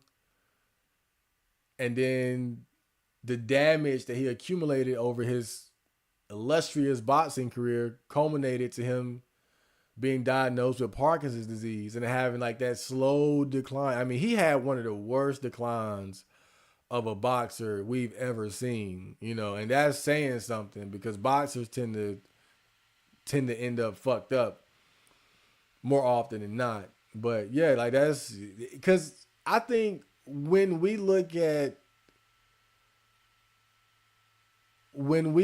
especially in fantasy, in stories of fantasy and whatnot, like this is true to life, but also mostly in fantasy, you have these heroic characters, these superhuman characters that are heroes and they save the day and they have all these battles, but very rarely are we shown the reality of the aftermath of them getting older and no longer being in their prime and that slow decline. like you look at something like most shonen anime, you never see that. You never see the hero ever decline, even as they get older. Like look at Goku and Vegeta, like they're like 50, 60 or something like that. Now I get it, they're Saiyans and saying like, and this is just part of the Saiyan lore. So of course, Akira Toriyama thought about this because he wanted to extend, the longevity of his heroes. But yeah, they're like 50 and 60, something like that. Realistically, Goku and Vegeta would be out of their prime with brain damage somewhere. Oh, and it would be like Gohan and Goten and them having to, carry the torch. But that's rare. That's rare that you see it in like a fantasy, like a fantasy anime, whatever Marvel comic book story where they'll show the decline of the hero. It's almost like JoJo Part 3 and 4, because in JoJo's Bizarre Adventure Part 2 is about Joseph Joestar, the battle tendency arc, and that's when he's young and he's in his prime. And then Part 3 is about his grandson Jotaro. And in Part 3, Joseph, even though he's a part of the team, the main team, he's much older and he's not really a significant, I can say like significant, but he's not like he's really one of the weaker links of the overall team compared to when he was the star of Part 2 when he was young in his prime. He had his value, but he wasn't what he was. And then in Part 4, he was just completely old and decrepit. He had a moment here and there, but he was not a non-factor for the majority of it. I think he was just there to show the generations of Joestars. And but that's rare. That's rare that you'll see that. You'll see that in like in anime or in fantasy stories. Like they don't like showing that the decline of your hero ain't a good sight. If you're at the gym, you're there to work out, not flirt with. Well, supposedly, some guys don't care. Some guys don't get. Some girls don't care. I've seen gym videos of girls hitting on guys. Not many, but I've seen it. Ideally, that's what it's for. But the fact is, the gym is a very sexually charged place, man. Like the guys are in there, tank top, short shorts, muscles all over the place. Like when you go to a gym, you're seeing some of the most fit and attractive people in your area. So it is inherently a sexually charged place. I see cute girls here and there around town, but when I go to the gym, like it's a different level. Like I'm seeing like fit women, not just girls that are lucky because they fat went to their butt, but girls who work for a bad fucking body.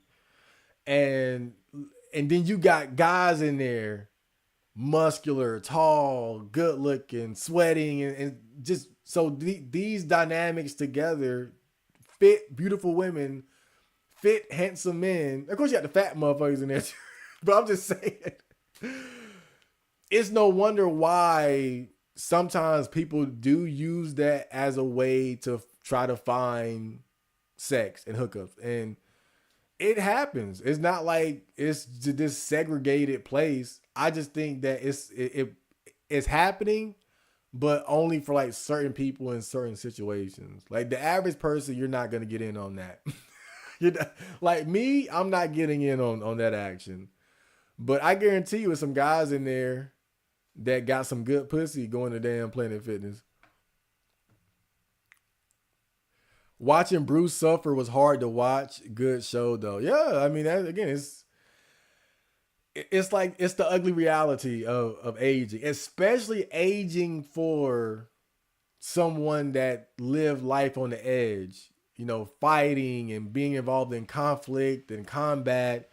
You get hurt, you accumulate injuries. Now you got bad knees, you got bad hips, and this and brain damage, a bad back. Like that, it's like what we see with athletes. A lot of them have a lot of damage that they accumulated, over the years. Even basketball players, like they retire with bad knees and bad legs and shit.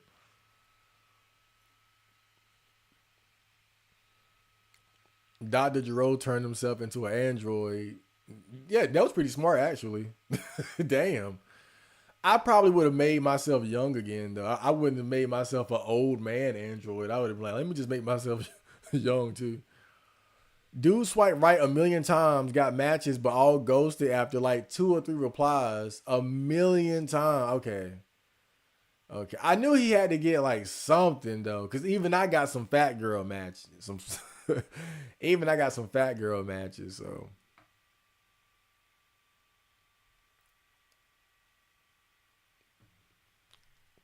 and yes, even then they cheat or flake. Yeah, I mean that's just it's hard, bro. It just is hard, especially online. They like you'll be very lucky. You'll be very lucky.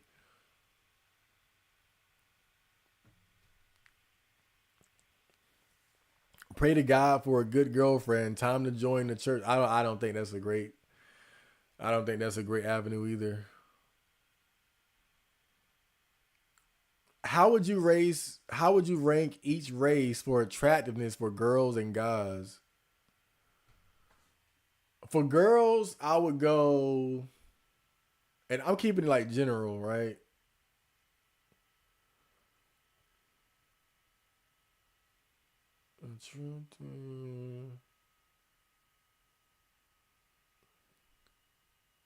Damn.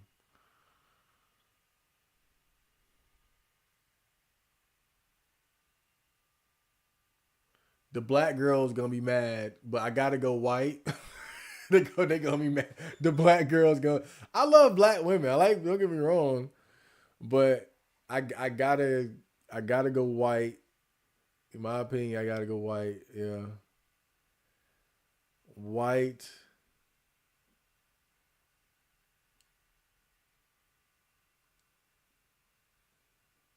And really, this is just my personal taste. This is more so like like if I had to like if I could just pick going down the line what I would pick first and without going to what I would pick last, I would go white, black,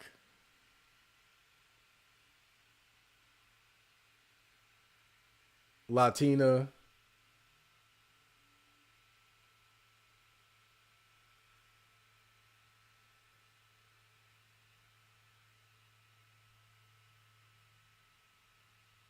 Asian, Indian. Those like the 5 major race groups, basically, right? So I would go white, black, Latina, Asian, Indian. And if trying to rank the guys, and I'm gonna base this ranking off of what I think like who has the best like advantage based on what girls seem to like.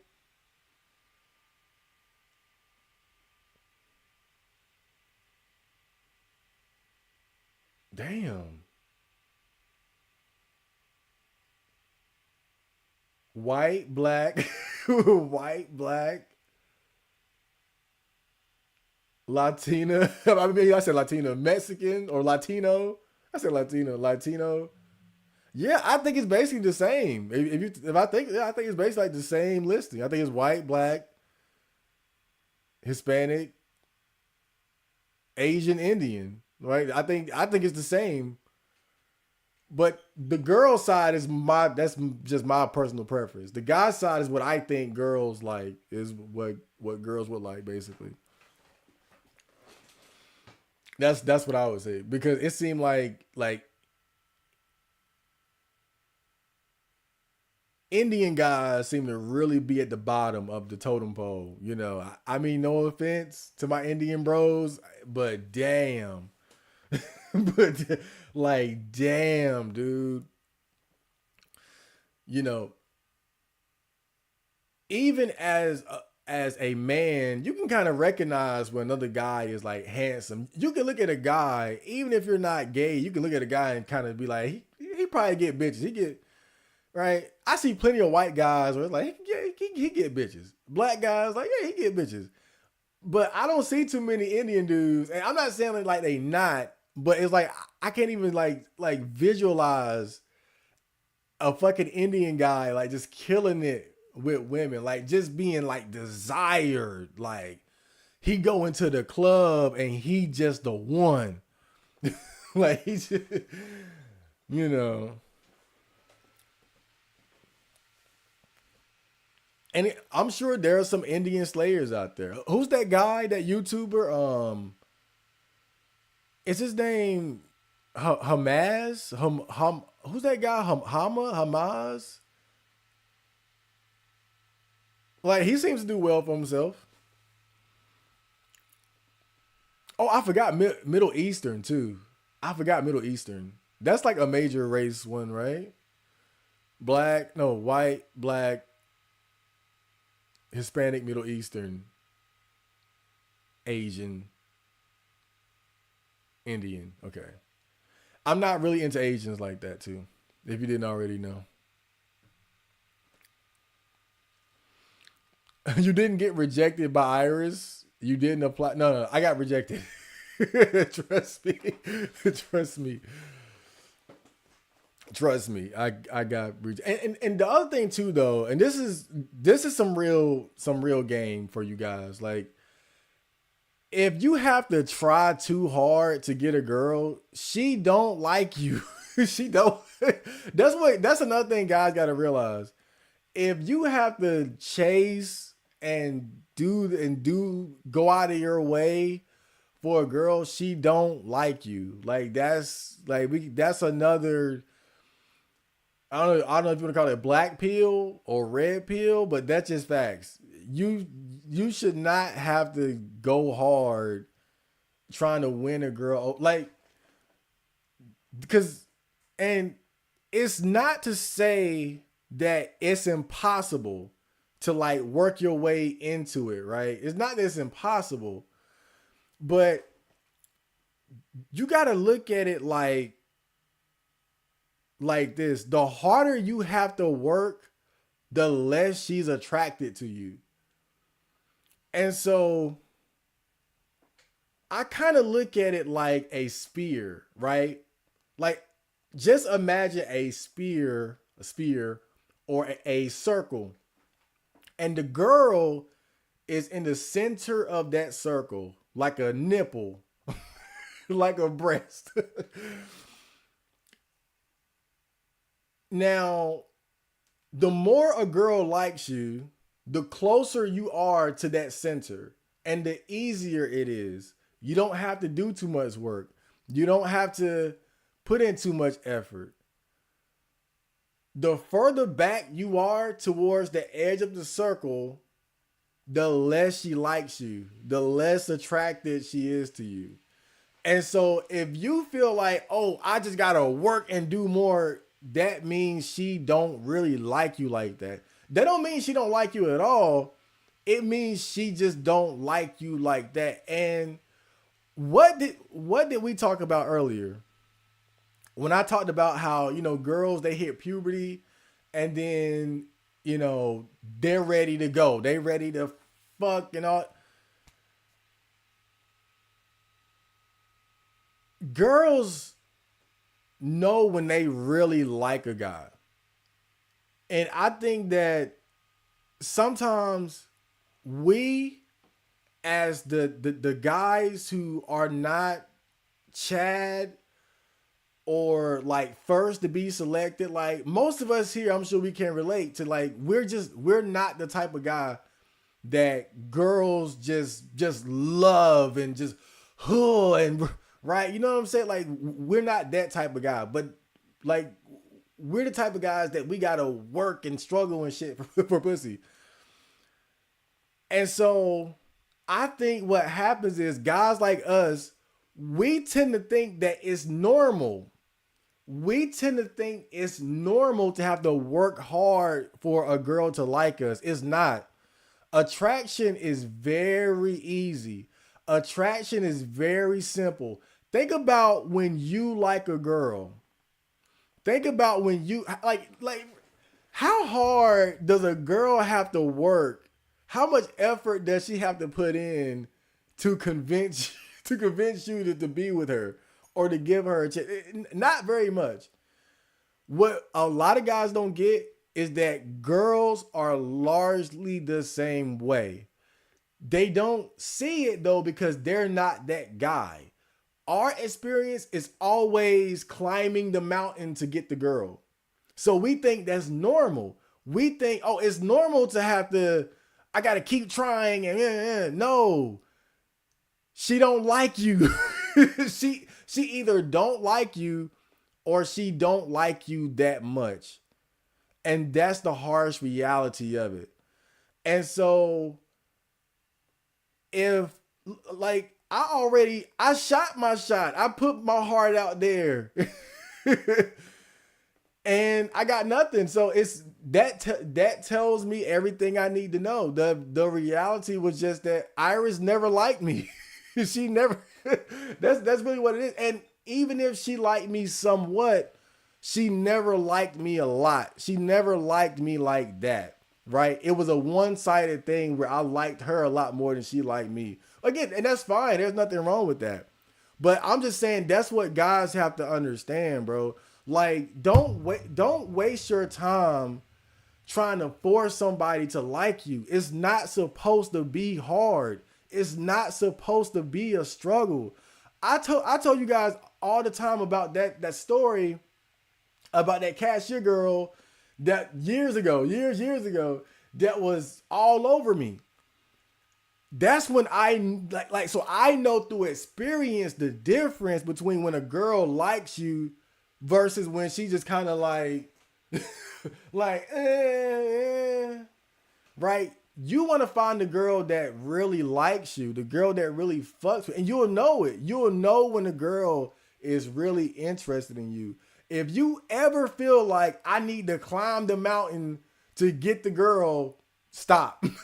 just stop, back off, and try again somewhere else. But nah, like that, bro. Like don't ever don't fool yourself like that ever. If a girl likes you, it's not gonna be hard. It's not supposed to be hard. It's never supposed to be hard. And really, we all should know better than that. Over here, we all should know better than that. Like we,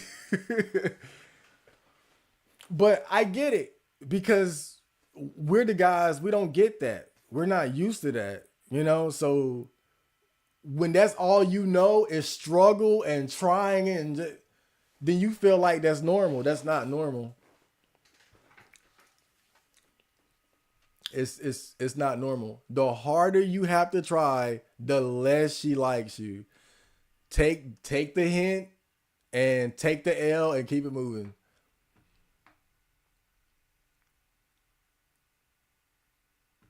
Oh, I forgot about my friend never been more over here. Oh, he's giving me the details. It happened about 2 months ago, and let me just say, it was not good. It was rather out of left field, less so in retrospect. But she said she thought things weren't going well, so we talked. Excuse me, and she aired her grievances, many of which were totally legitimate. I was not a great partner in a number of ways. Oh my God, it's getting sad. But she wanted to split and maintain some distance. Oh, hold up. Oh God, damn, this is long. Hold up. All right, hold up. So come to her actually breaking up with me. She's not particularly cruel. She even says she doesn't resent me. 2 days later, she's blocked me everywhere and she started dating another person and said their relationship start at the same day she ended it with me.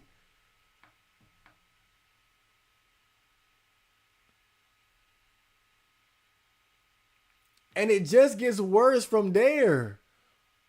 I'm going to stop right there. I'm going to stop right there.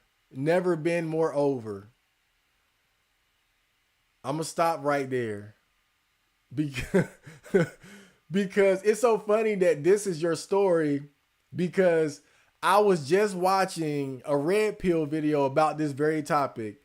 Um, I was watching one of the last Coach Greg Adams streams. Now he's the bald head Red Pill black guy. One of my favorite Red Pill guys. I always shout him out. To me, he makes some of the best content. And one of his last videos was about how women already have guys lined up before they even break up with a guy. And so he was telling this story from his personal life where he was renting out a room for a girl, like, and a girl was going to move in. And her moving in was based on her breaking up with her boyfriend. But this was the timeline, right? So let's say she broke up with her boyfriend in December. She was already talking to Coach Greg Adams about the renting the room 2 months before that.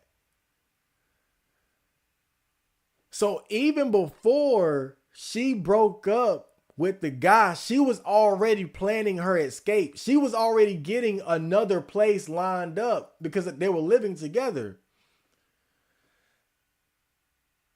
And so what you're telling me is basically in line with what that, like, the theme of that whole stream that he was doing, which was, again, how women, they already have an escape plan before they even break up with you. And a lot of times there's already a guy in the picture.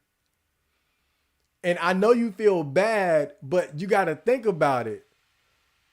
Look at remember what I said earlier about female options. Women can just shut the fuck up and sit back, and they got all these men trying to get with them at work, at school, everywhere they go, online, and then they choose you. You got selected out of a bunch of men, but the men never stopped coming to her.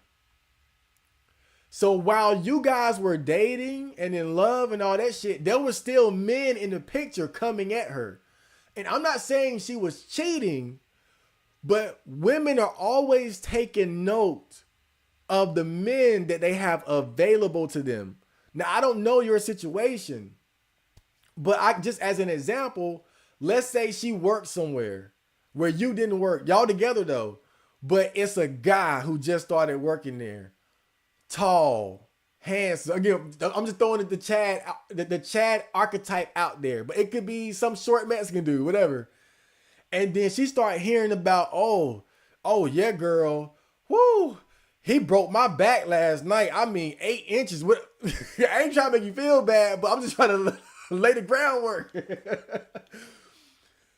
But what I'm saying is, the whole time you guys are in a relationship, because of the position a woman is in, guys, they know what is available to them.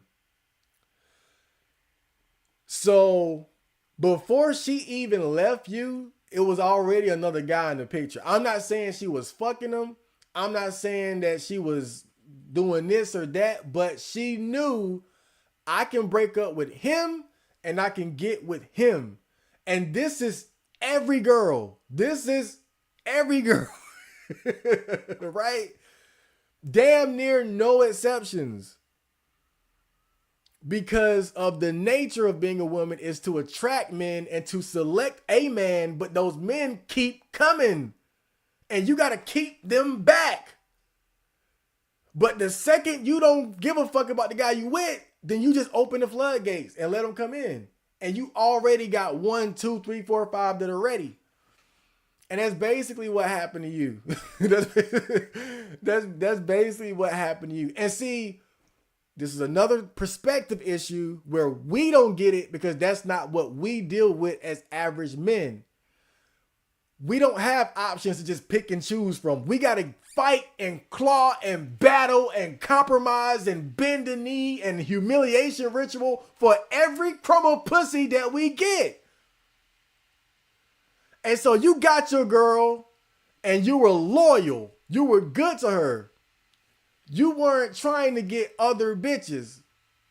And so in your perspective, in your mind, you were like, it's just me and her, because that's what you see as a man. You got your pussy and you stopped. And it ain't coming to you because you're a man. You're an average motherfucker. But it never stopped for her. It never stopped. It kept coming. And so when it was time to go, she was ready. And you sitting here now on my stream. She's sitting on dick. You sitting over here.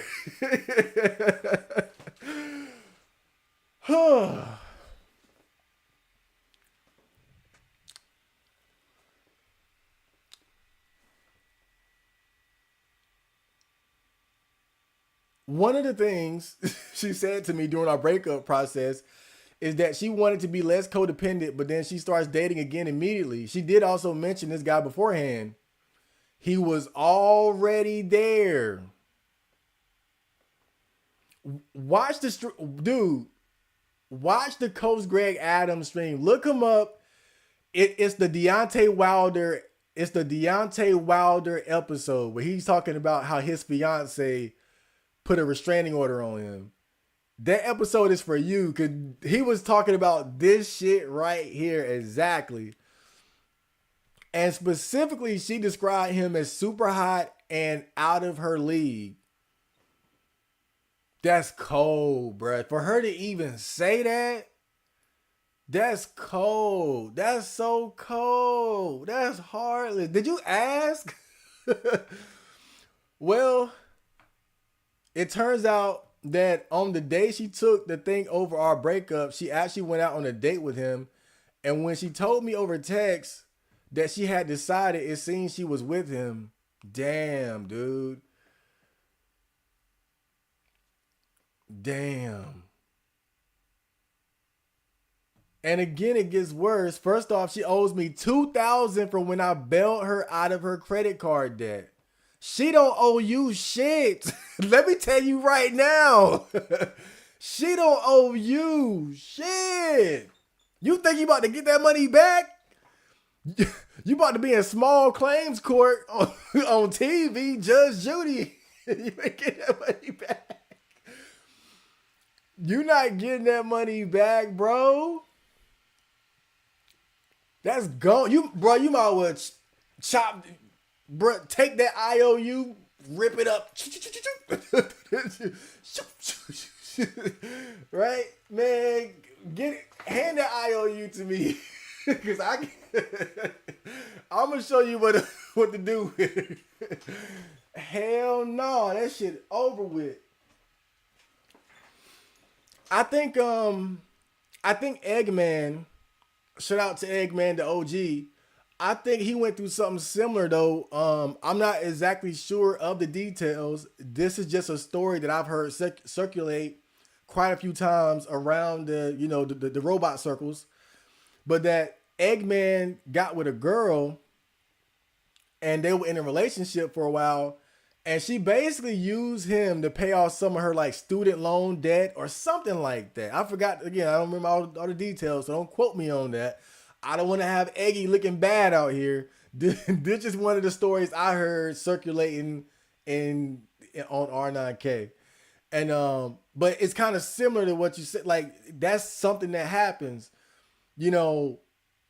Sometimes girls, they get into relationships, and I'm not saying it like they're intentionally trying to use you or take advantage of you, but this is when people wonder why men turn to the red pill.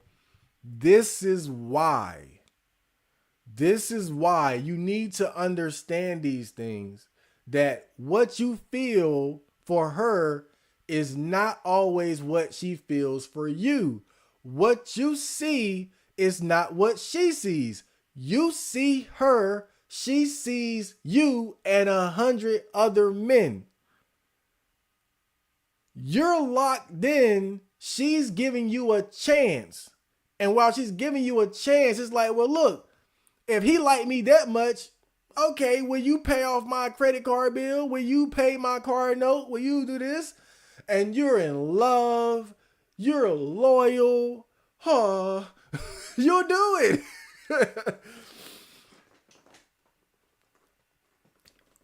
But that's why guys need the red pill. You got to understand that there is a gulf of difference between what you feel and what she feels. Back to the story. Then she blocked me from the Google photo album of all of our cat and dog pictures from our pets, which is particularly messed up. And then she lists basically all the gifts I'd ever got her for sale. And because I am mentally ill, I kept looking at her social media and man, it is bad. It turns out that all of her friends hated me. Oh, God. And had been encouraging her to leave me for years. Are you the problem? I gotta ask this too. Are you the problem? Because everybody plays the victim in these situations too. You know, because I have a friend. And he's in a relationship with a girl that's very toxic, undoubtedly toxic. She crazy as fuck. But some of the things he's told me that he's done is like, damn, dude, like you're no angel either. Like you. And so I got to know, because if her friends were talking, like that's what I'm saying. That's what kind of worries me. If her friends were talking about you like that, that's a red flag, because a lot of times friends and family, they look at people for who they are the way that the partner doesn't. Right. So I got to put you in the hot seat. I got to put you, you know, sometimes people be hating. And then from a female perspective, maybe it could just be that they felt like she could do better. Maybe not that you were necessarily a bad guy, but I got to question that. She's also mentally ill, narcissism, potentially schizophrenia. Excuse me. During the breakup, she also told me she thought I didn't have a future, which was great to hear. Oh yeah. See, that's another thing. You know, the potential thing. You got to have potential. Women got to be able to see that they're going to benefit from staying with you for the long term. And maybe she was just no longer satisfied with, you know, what you were offering and what she felt like you could do. Anyway, she was probably also cheating on me emotionally, not physically, but she was definitely flirting with him before breaking up with me. Yeah. You know, in the red pill dictionary, they called that the monkey branch. That's monkey branching. Girls, you know, and I'm sure you probably heard of it before, but when monkeys swing from branch to branch, they don't let go of the branch behind them until they got a firm grip on another branch in front of them. So you were the branch back here, and she was holding on to you, knowing she was looking for something else. And when she found something else, she grabbed it, then let you go. But it's this right here. This is the problem, right? It's okay to leave somebody and go somewhere else. But what people do is, like, they'll be with you knowing they want to leave, but they don't want to leave until they got something else secured. This is some juicy shit. She waited until after I took her on a really expensive vacation for our 8-year anniversary. Damn, you were locked in, man. You were locked in. It's amazing when you think about it too, because no doubt she has been losing attraction for you steadily over time. And so while her attraction is going down, you're still locked in and doing these grand displays of affection. Like, oh, it's our 8th year anniversary. Let me do it big. I gotta show out. I'm dropping the paycheck on the whole paycheck. 2 paychecks on this one. But it just goes to show. And You probably had no idea. For you to be that locked in and to be doing that, you probably had no idea. Like she was going down and you were at least, still steady. Like, yeah, this is the woman that I'm investing into. And so she proceeds to post publicly images of her new relationship and how amazing it is, and does all sorts of stuff we were planning on doing with him. Damn.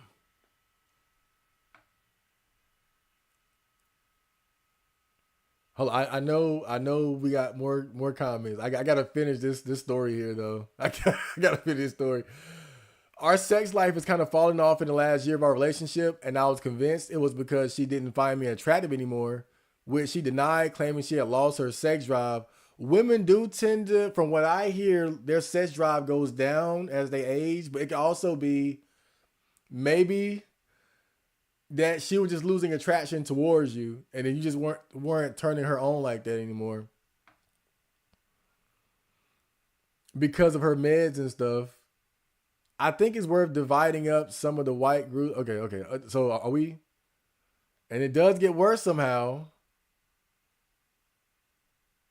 Okay, but it was very nice for her to confirm every doubt and worry and insecurity I had after 8 years of mostly a very good relationship.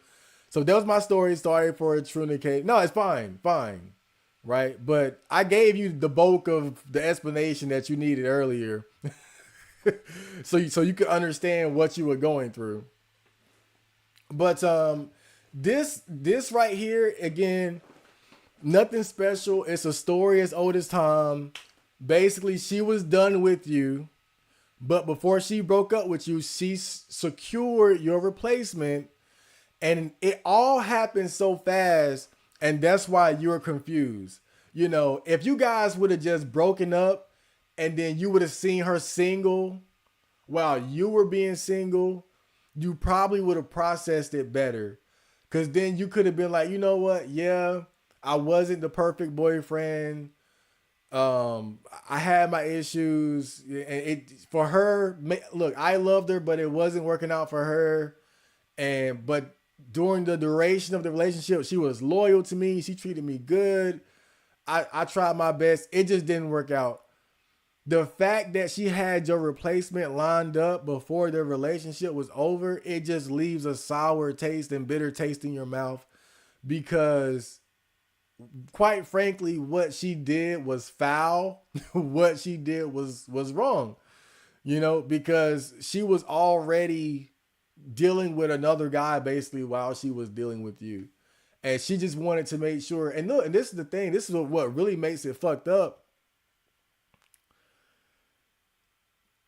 If that guy would have been like, nah, I'm good. Like if that guy would have rejected her before she broke up with you, she probably would have stayed with you longer just to find another replacement. That's what really makes it fucked up. Like she would have stayed just to wait until she found a replacement.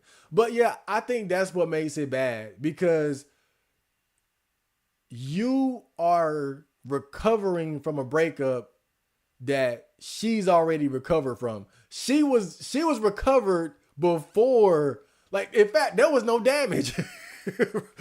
Like cause she had the whatever void you would have left, she already had it. Like she took you out and just poop, just pop something else back in, just one VHS tape out and put the next one in. You sitting there, this was your only movie, your only tape, and this the damn the film done came out, and you can't put it back in, and it's gone. You ain't got shit to watch. You got a VH. You look at the damn VHS and the blue screen and shit. You ain't got no money for another tape. That's why it's harder for guys though. And that's why I can understand why you feel so bad about that shit, because you got to deal with the pain while she just moves on to big dick Chad sex. Damn. All I can say is, man,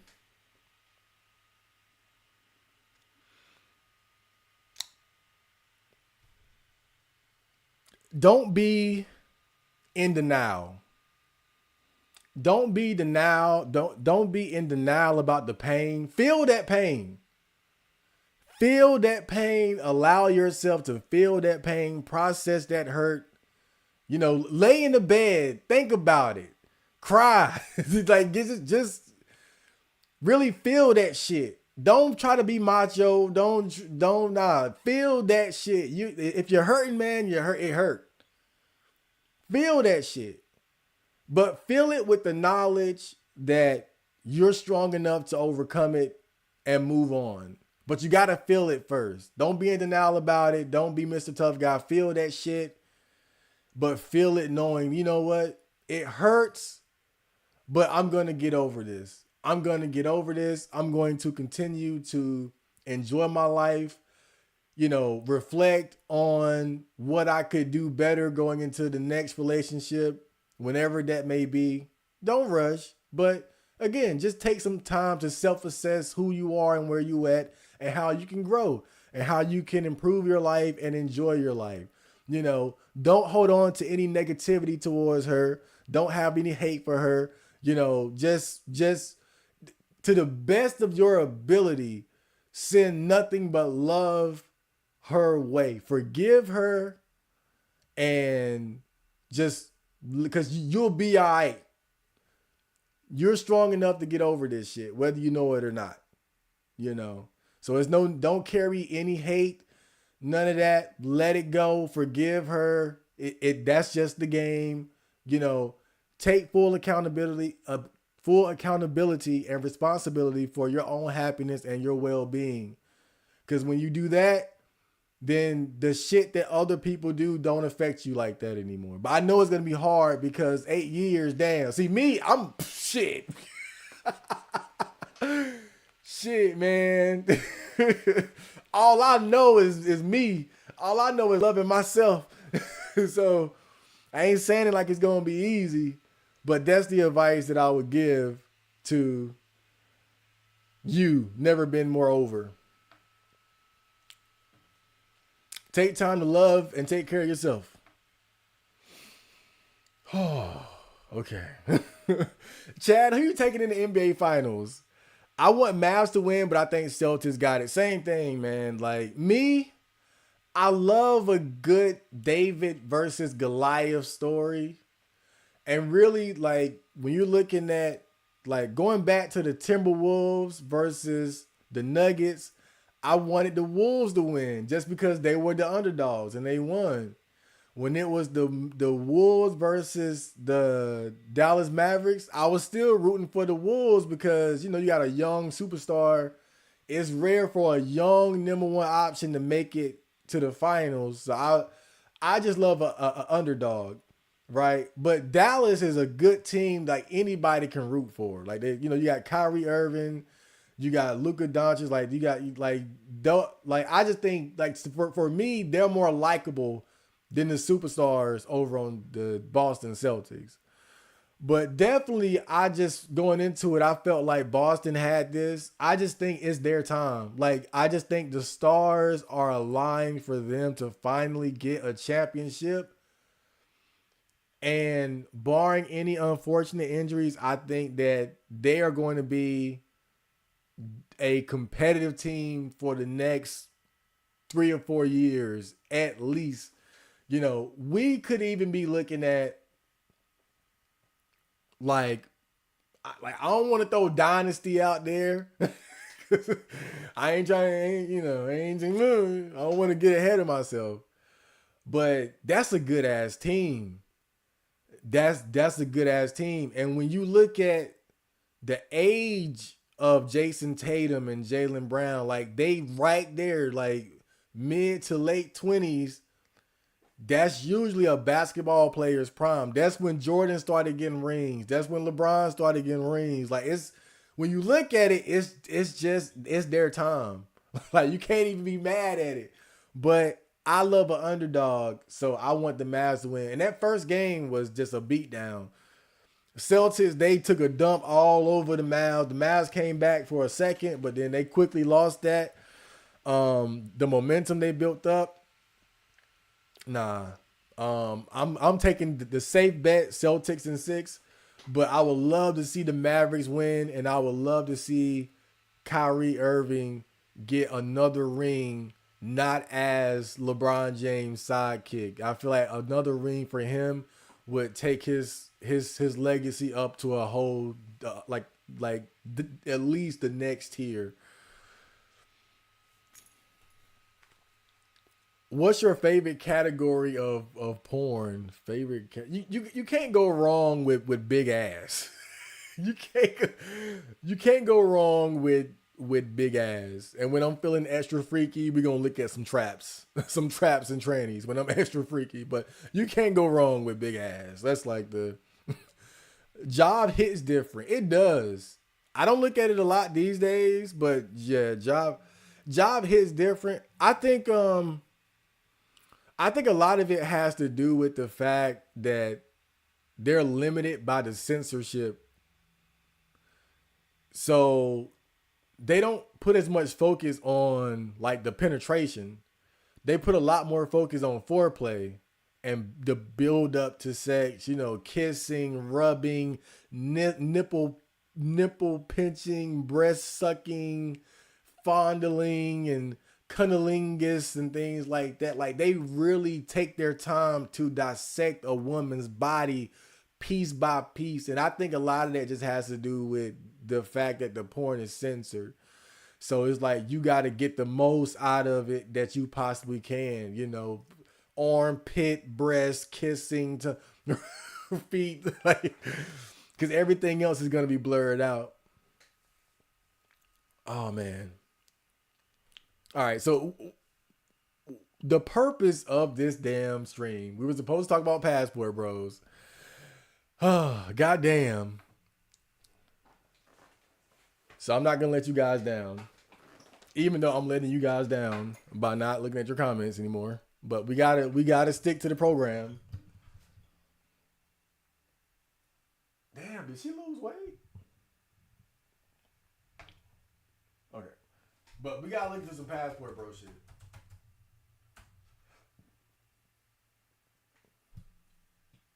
The Passport Bro movement, they got a website? Shit, nigga. I didn't know y'all were doing it like that. Damn. We gotta check out this website first, though.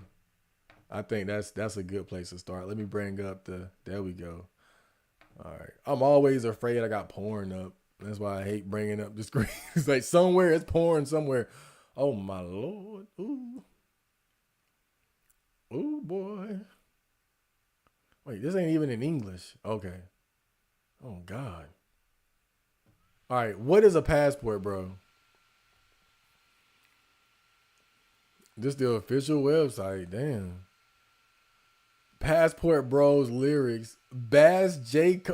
Cole did he make a Passport Bro song? Hey there, fellow J. Cole fans. Today, let's dive into the meaning behind one of J. Cole's most thought-provoking tracks, Passport Bros. Oh, shit. He won too? Passport Bros meaning the rise of international dating. And the Lord said, God bless the Passport Bros, for they have avoided thy feminist. Okay. All right. Let's read that. So I'm looking here because this is apparently the Passport Bro website. It looks a little underdeveloped, but we're just gonna try to see what's going on here. Passport Bros meaning, according to the Urban Dictionary, Passport Bros are described as men who understand that Western women have drunk the Kool-Aid past the point of no return and got their passports to enjoy happiness and peace with fit, friendly foreign women. In this article, we will cover the pros and cons of international dating and the Passport Bros meaning and take a glimpse inside the reality of what a Passport Bro may face as he decides to walk this path of international dating. This Passport Bro movement has definitely been gaining traction, to say the least. Here on our Passport Bro website, we will have everything you need to know about the Passport Bro movement. Okay.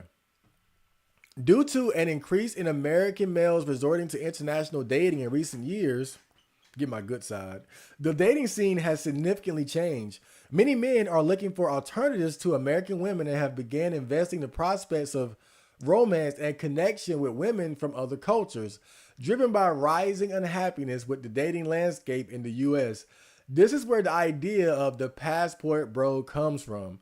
This phenomenon or passport bro movement has queries in conversations about the nature of international dating, why men allure to women from different cultures, and the implications for American relationships in the future.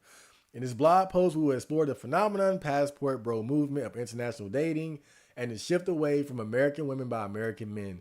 We will look at what is causing this pattern, why American men or passport bros are fascinated with feminine, submissive women from other cultures, and the advantages and drawbacks of international dating.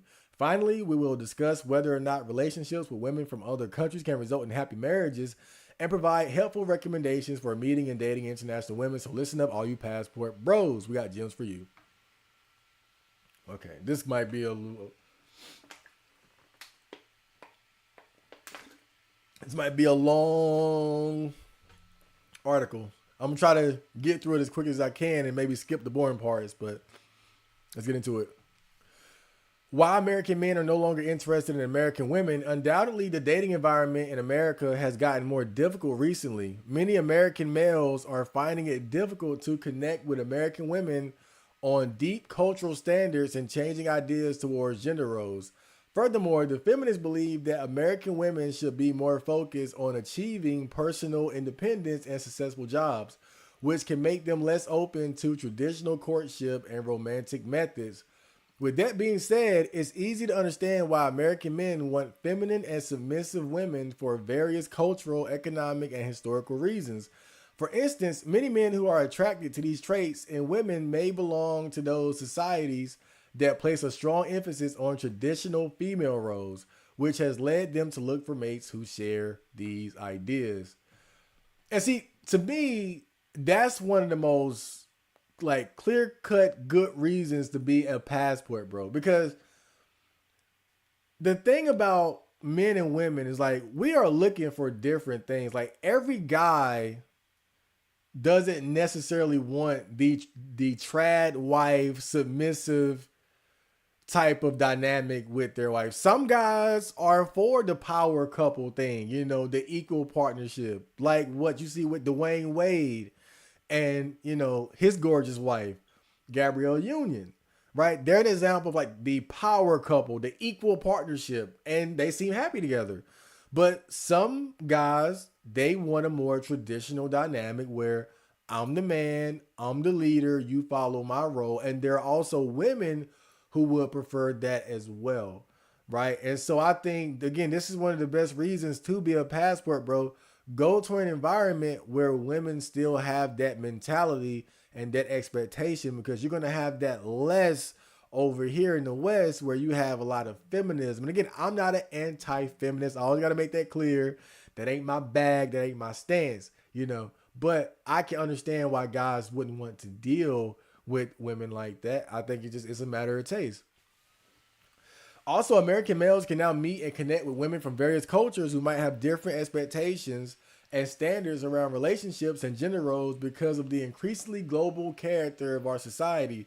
Some also claim that it is just a matter of personal preference and that everyone has the right to find partners who share their values and priorities. I just said that. I'm awesome. While some may see the desire for feminine and submissive women as a reflection of archaic and patriarchal mindsets, others contend that it is simply a matter of personal preference, which I think is true. Regardless of the fact, Lenny Kravitz said it best years ago when he made the song American Woman, in which he implores the American woman to stay away from him, let him be, and let him be free. I never looked at it like that. American woman. Oh shit, I never thought about Lenny. Damn, I gotta go listen to that after the stream, bro. The appeal of feminine and submissive women, passport bros, meaning one of the critical traits that American men may look for in a partner is submissiveness or cooperation. Like me, I don't like the word submissive. I think the word submissive kind of scares women away because it's hard to not look at submissive as like a bad thing. It almost sounds demeaning when you think of that, submissive. And I think really a lot of women, I think is a lot of that is based on the fear of ending up with a guy that is not trustworthy or capable of leading them in the right direction. I can understand why women don't like that word. It's a scary word. You know, to submit to someone is to make yourself vulnerable to their whims and their will. And you suffer the consequences, good and bad, of that. But cooperation, I like that. Like that's, if I'm looking for a girlfriend, that's what I would want. Someone that's cooperative. Like we should be a team. We should be friendly, at least cooperate and be friendly with each other. I see too often in relationships where people are literally sleeping with the enemy. You know, like you ever seen like people who are like collecting evidence against their significant other?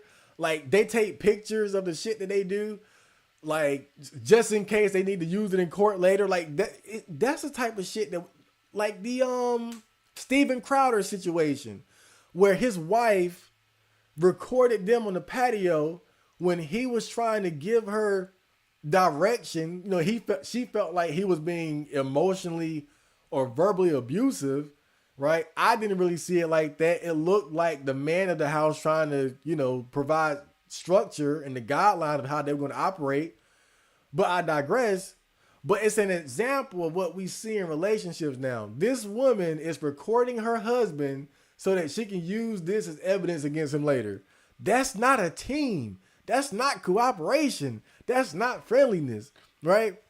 And so that's kind of how I look at it, you know. So again, so the submissive, that's a scary word. They don't. I'd be careful about how you throw that around. But cooperation, friendliness, you know, team player, yes. Excuse me. It can be seen as a positive quality in a relationship, as it allows for a sense of harmony and cooperation. However, it is essential to note that proper submission should come from a place of respect and love rather than fear or desire to please the partner. Like, you know, to use sports as an example, you know, let's just say, for instance, you were a basketball player and you were joining the Los Angeles Lakers. And we all know LeBron James, king, put the crown on. He... Fuck the GM, fuck the coach. LeBron James is leading that shit. And so if you a player, let's say you're a rookie or maybe you 2, 3, 4 years in the game, you know going into it that LeBron James is the man there. You do what the fuck he say. And this is like the where the whole respect versus fear thing comes into it. You know, you can look at LeBron James' resume and you know what? I can let LeBron James lead this team. I can follow his direction and his orders because he is a proven champion who has completely committed himself to the game. You wouldn't probably use the word submissive or submit, but again, that's basically what they're saying. Again, you are allowing somebody else to lead you. But if it was like another rookie, if it was a guy your age, like let's say you 24 or 22 or something like that, and then this guy trying to take over, it wouldn't be the same. Y'all might butt heads, and like y'all are jockeying for a position. You would be afraid to let that motherfucker take the lead.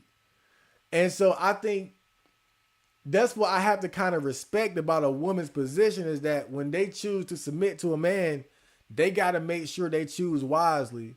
Because you don't want to submit or be cooperative with the wrong person that's going to lead you astray.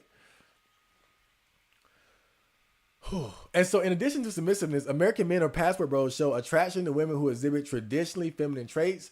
It can include nurturing, empathy, and a willingness to cooperate and respect their partner. The video below from a Muslim woman who encourages wives to obey their husbands as the will of God or Allah said it best when she talked about how to respect your husband. She talks about how love is not enough to keep your husband and to always respect your husband. The mentality she presents surprises me to say the least because the westernized American would be offended to hear such cooperation being encouraged in regard to respecting your husband. And for men, respect is love. As men, most of us, we would rather be respected than love. Respect is way better than love, especially to certain type of guys. Why are American men looking beyond their borders for love and companionship? It is important to understand why American men or passport bros are looking beyond their borders to find feminine and submissive women. Here are some of the reasons why perhaps those men may find foreign women alluring.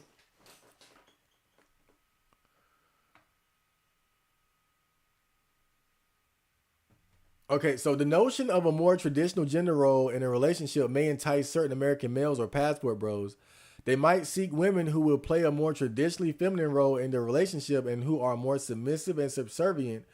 American men or passport bros may perceive American women as being excessively concerned about their jobs and independence and less interested in traditional gender roles like being a homemaker or taking care of the family. These passport bros look for women with more conventional ideas about gender roles in different cultures. With this in mind, these men are more interested in finding women who fit their ideas towards gender expectations. This is very appealing to certain males who believe that American culture is undermining these traditional feminine roles. And I just think that's so fair. That's so fair. And then when you look at it, how many women, like women will shame guys for wanting this, for wanting the trad wife, trad wife from another country or whatever. But how many women would be willing to give up their expectations of a man to say, oh, nah, you ain't got to provide. You don't have to protect. You don't have to lead. You don't have to be the pseudo leader. But most women aren't going for that. So it's crazy to me that women don't understand why men would not want to go with the sort of like traditional feminist independent women, pairing for their relationship, and how they wouldn't understand why they would want, women to be more traditional when a lot of them still have that expectation of the men that they're going to deal with. In this video below, this Latina woman describes how the American culture can change a woman's ideas and negatively affect how she treats her husband. She says it's better to meet foreign women and leave them in their country because when you bring them to America, the independent woman mentality will influence them to change their priority in their relationship. As soon as you bring the girl here, it's a wrap. She's gone. You know what? Just real quickly on that, because this is something that I thought about. And if you guys remember, I put out that video. I forgot exactly how I titled it, but it was about marriage. And I think it was the title was something like why marriage in the West is a bad idea or something like that. But I remember in the title, I specifically said in the West because I know it's a difference. And see, what I realized is like, it's not always the woman, it's the environment. And if the environment empowers a woman to have more power than the man, more likely than not, she's going to take advantage of that because I believe women are just naturally opportunistic.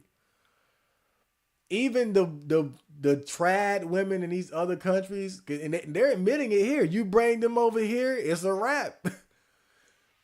And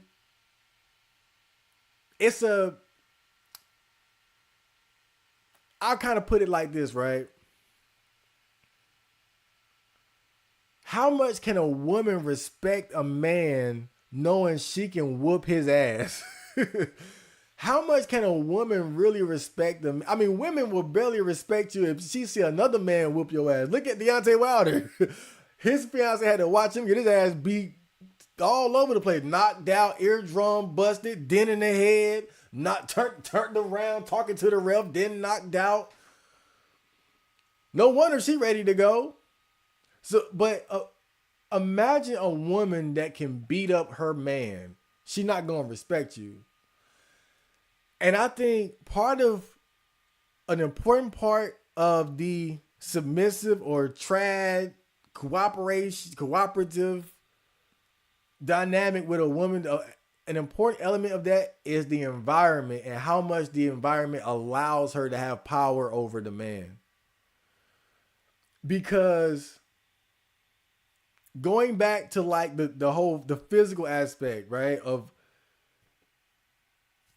a woman that can beat your ass, she might not whoop your ass, but if she knows she can, she not gonna respect you. When you bring women from these other countries over here where they know that the laws favor them, that they can take half your shit, that they gonna get the kids and this and that, then it's gonna affect how they look at you. Unfortunately, and I think this is one of the downsides of being a passport bro, that I can, again, and they're admitting it, and it's easy to see, but is that a lot of it is based on the environment. Women are not submitting out of the kindness of their heart. There has to be a real significant power level gap. There has to be a real, I can't screw you over. I can't fuck you over. When you look at the red pill, that's basically what it teaches men, that, and it's primarily geared towards men in the West dealing with women in the West. But when you look at it, the red pill shows men how to deal with women while staying in a position of power, staying in a position of security where women can't take advantage of you. Because again, they're opportunistic instinctually. They see an opening, they take it. They see a weakness, they lose respect. Regardless of who they are, it's more so about where they are and the power that they know that they have based on the state, the government, the laws, the culture, etc. And also your stupidity, your ignorance, your simp level. Okay, physical attraction. American men or passport bros may prefer women with physical traits different from the American women. For example, women in Thailand have long, black, silky hair. Women in Colombian take pride in their physical appearance and make great efforts to go to the gym, get plastic surgery, Botox, etc. Or lastly, African women who have natural beauty, luscious lips, and beautiful smiles. As such, passport bros can view these physical characteristics as complementing the feminine and submissive nature, in which is highly preferred. Now, I will say this. It does seem like American women, I'm not going to act like American women don't care about how they look. But some of the shit they do is questionable. And I don't want to hold it against them too much because I don't know if these are popular trends in these so-called passport bro trad paradises. But when I see things like women getting nose, I hate nose. Oh my God. Y'all see them?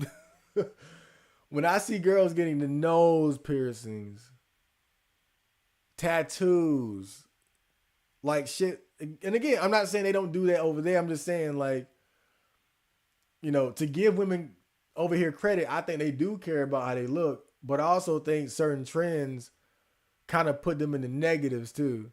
And then you also have just the higher rates of obesity over here in America compared to some of the other countries. So that could be part of it too. But I do think, you know, American women, Western women are concerned about their looks. I'm not going to throw them under the bus like that. I just think they got some bad habits, right? It's the nose shit is so terrible. Oh, that's Photoshop to tell too. Yeah, yeah, great. Okay, I got you. I go, oh, Jason Whitlock. Man, that motherfucker don't care. He just say whatever the fuck he wants to. Oh, boy. Okay. Mm, Gration. All right.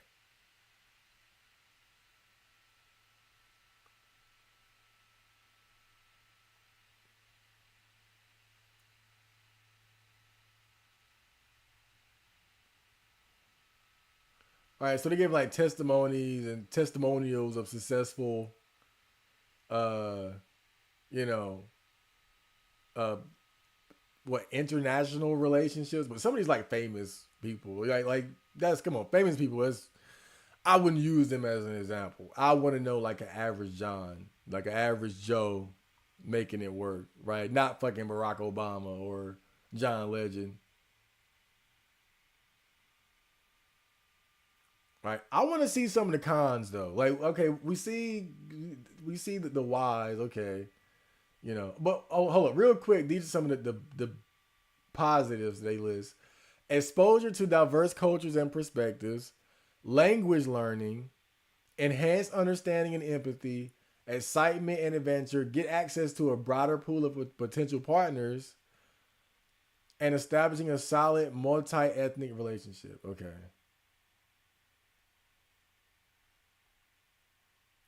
Okay, so these are some advice here. Do research. It is crucial to do your homework and educate yourself on the cultures and customs of the nations you're interested in before you start dating ladies from abroad. Doing this can prevent cultural faux pas and demonstrate to your possible mate, that you want to know about the history.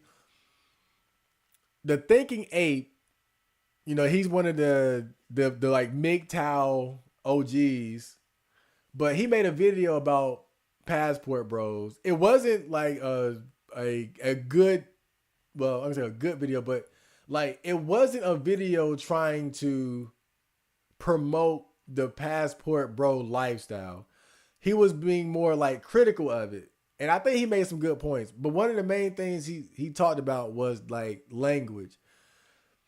Because he was talking about how guys feel like they can just go fly to these countries and then everything's gonna be okay, like with no effort. Like just I got the money, I'm gonna go there. And no, he was talking about how important it is to know the language of any place that you go. Maybe not, fluently, but you need to have some understanding of the language, the culture, the do's and don'ts.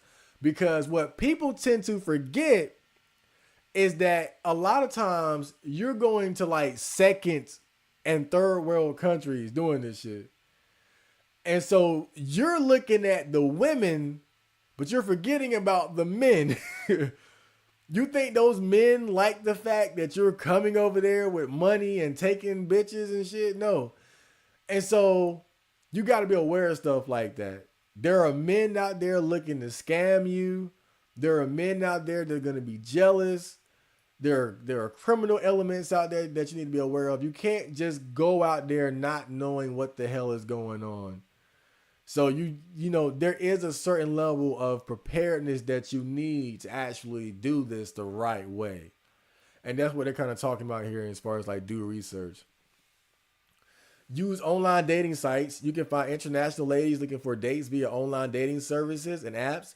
You can use them to filter by region, age, and other interests. Reputable dating sites that specialize in international dating are plenty. Be forthright and sincere. Be open and truthful about your goals. It is crucial when dating someone from another nation. Ensure your possible partner knows you're looking for more than a hookup. Embrace cultural differences. Acquire language skills. Schedule trips and meetings. Okay. All right, I want to see the fucked up shit.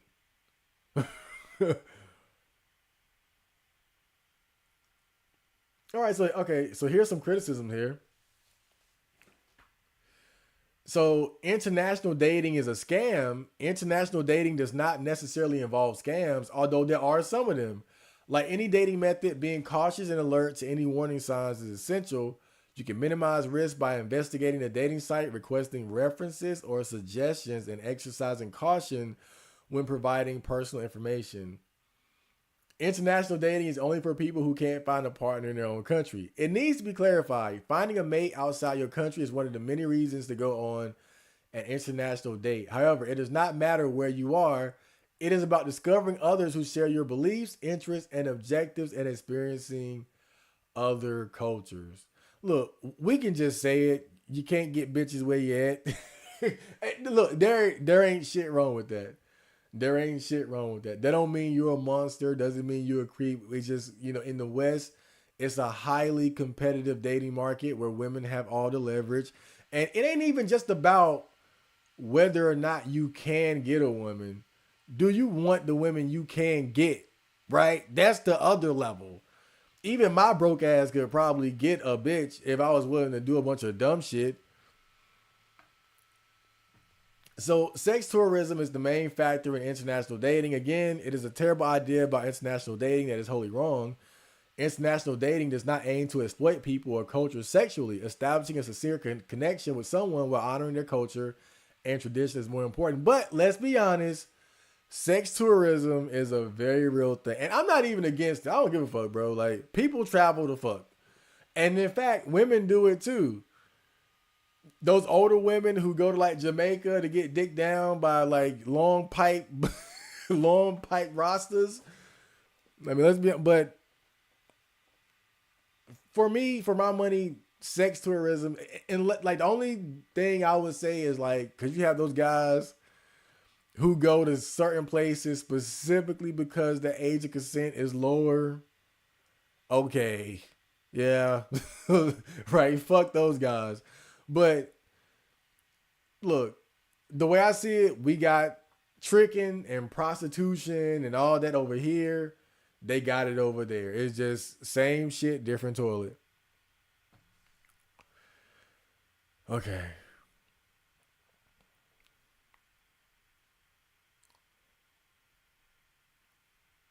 Okay. I mean, I wanted to get more into like some of the bad though. I wanted to, like I wanted to hear some real crazy shit,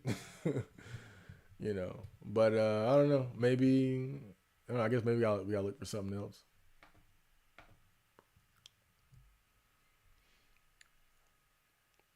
Okay. Please don't leave. Let me type in. I know Reddit, but Reddit just always has like readily available, anecdotal experiences of people regarding any situation. Oh, they have a subreddit actually. Okay.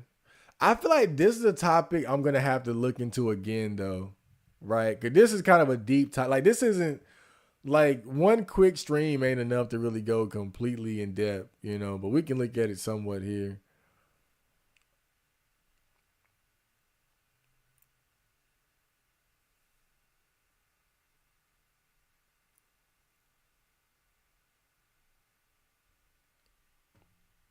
Let me see. Passport, bro.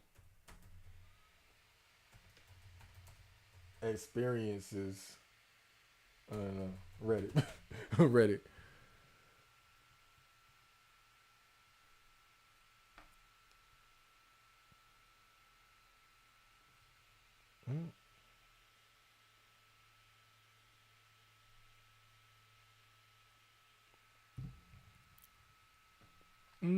Let me see what we got here.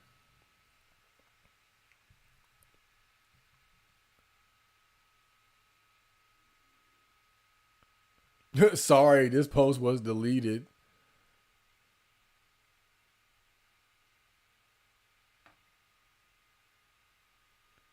Okay, Philippines and Vietnam. These women look for marriage, super traditional. You just need to be masculine and have your life plans together and tell her exactly what you're looking for and what you require of her. My trip to Greece, it wasn't an intended passport, bro, experience because I was just visiting the place with family. Went to a bar. Okay, I mean, this wasn't much. Just curious. What are the worst passport bro stories you had? Because I know they got some horror stories. Maybe I have some more shit lined up for next week. I think I might just bring this topic back up next week, but I'll be better prepared Cause I know it's some juicy shit out there. The worst stories I've heard are the guys that go on the El Paseo the Millionaire Joyride in Colombia. Basically, you get kidnapped and they force you to drain your accounts through ATMs and through financial apps on your phone. One of the many reasons I only carry cash at night and a burner with no financial apps. And see, that's what I was just talking about, bro. You got to remember these places they go into, these are second and third world countries. These are not, they're not just paradises filled with traditional submissive women. It's a bunch of men too, probably more men than women. And they see your goofy ass over there with all your money, and they know what you're doing. They know that you're going over there because you have more value. They know you're going over there because you got maybe what is not a lot of money in America, but will be a lot of money to them. And so you're a target. You're a target for sure. The girl shows up and she's fat. Oh God. Just like America.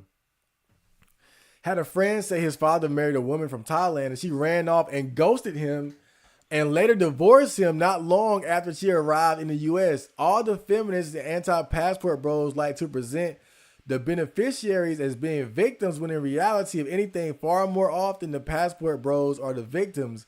But other than that story, I haven't had any of the passport bros I know give a negative experience. Most of the bad stories I know are from what I read online. So, this is kind of a hard story, right? But from his experience, it's not that bad overall, but shit like this does happen. Getting used for a green card. First time in the DR and got in the wrong Uber when I left the airport. Dude got mad at me when I told him to take me back to the airport, so he pulled over to the side of the road and threw out all my luggage and kicked me out. Damn.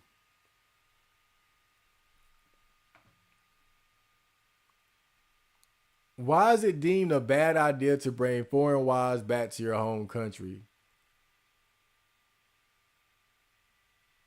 Okay.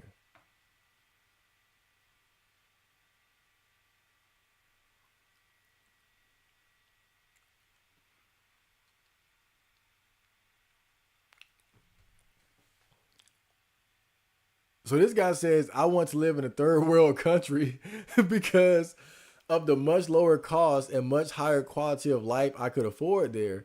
I would be lower middle class in America, but in the Philippines, I live a top 1% lifestyle.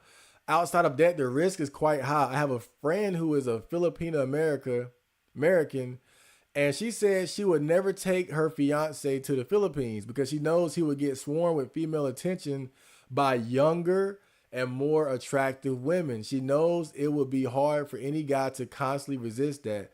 So she would rather not be in that environment in the first place.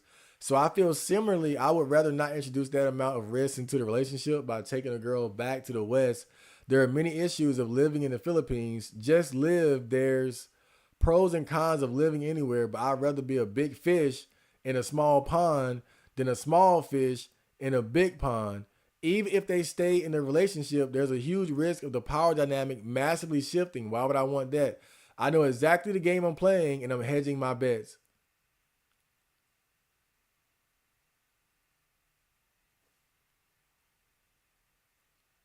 That's so funny when you like this is such a good pose here because you see it from both perspectives.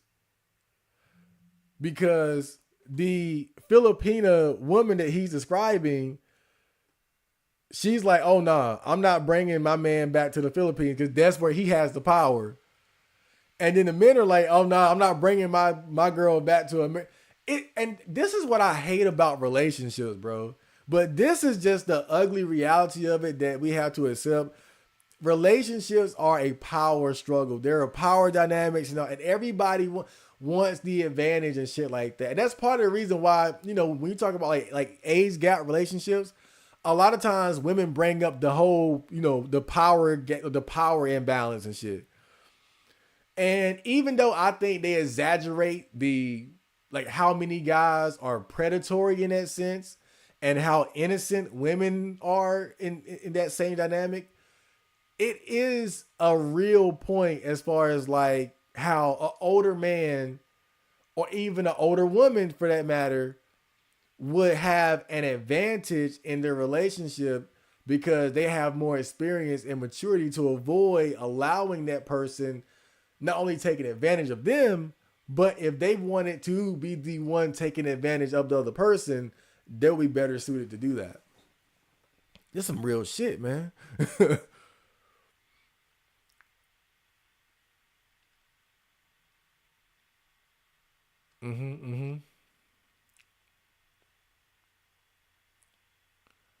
She will be exposed to more Western liberal, progressive, feminist, godless propaganda doctrine if she is significantly outside of your tax bracket. She now has better options and more options that she actually likes to replace you with. Damn. Number one here can't be overstated. Very rarely do non-Western women brought back to the West not become one of the regular women there eventually that act just as feminist and bad as the rest. Oftentimes in the first year, sometimes later. I know way too many men that are ex-military and now work in tech that married Southeast Asian women, though in particular Filipinas, and nearly all of them turned into feminist zealots, divorce raped them to hell, took their kids, etc. after being in the US for 5 to 10 years. Then there's the VAWA shit where women can expedite the citizenship track once in the US, not to mention the 10-year mandatory financial responsibility stuff.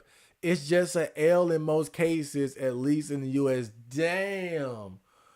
Whoa, this type of shit make my head spin, bro. Look, I get the passport bro strategy, but nah, like this shit is hard too. This shit hard too.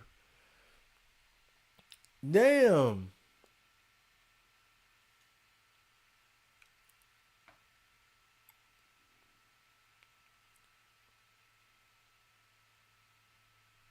And so this person says if her upbringing is strong, number one won't really matter much. For example, you could drop me into the most liberal cesspool in America, aka San Fran, and I'm still gonna be my conservative, traditional, religious self. My upbringing, morals, beliefs, convictions, principles are way, way too strong to be contaminated by any environment you put me on. And then Enrique says, while you may be an exception, largely I don't see this being the case. And then this guy says, I call cap on that. People, especially women, can only maintain their morals so long as they're exposed to and surrounded by them. On a long enough timeline with ubiquitous pressures, nearly everyone caves to temptation. You want to roll them dice? Now, I'm not gonna say like in every situation is like that. But I do think that like I said earlier, I think in a lot of ways, because like you just look at Western women in and of themselves and how much they've been influenced by these cultural changes and whatnot. And even like when you look at young girls, it's not like and look, and let's to be more specific, take young girls that have a good mom and a good dad. They're not telling them to be a slut and to dress like a hooker and to get nose ring piercings and tattoos. But what happened? They do it anyway. So, sometimes it really is just as simple as being in the environment, the larger environment that simply allows that sort of behavior to begin with.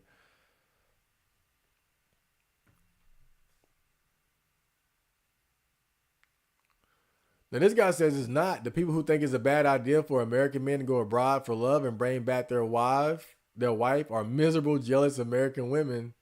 I don't know, bro.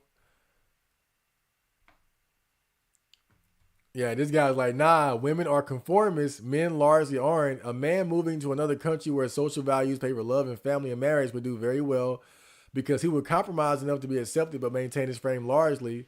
This will be very attractive to women in that foraging country.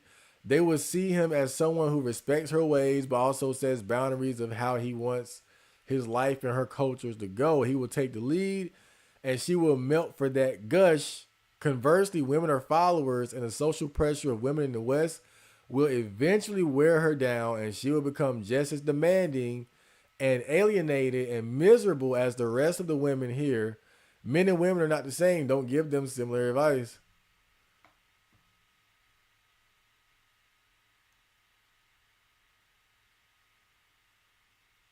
Mm.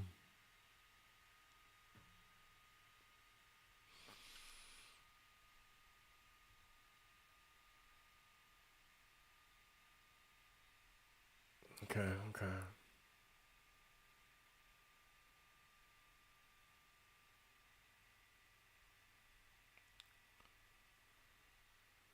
Mm-hmm.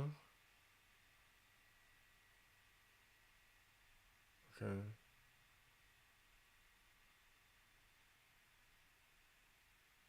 Oh, this one looks funny. Hold up. All right, this will be the last one, and I'm done for today. We'll have a part two because this is a type of subject that just has a lot of layers to it.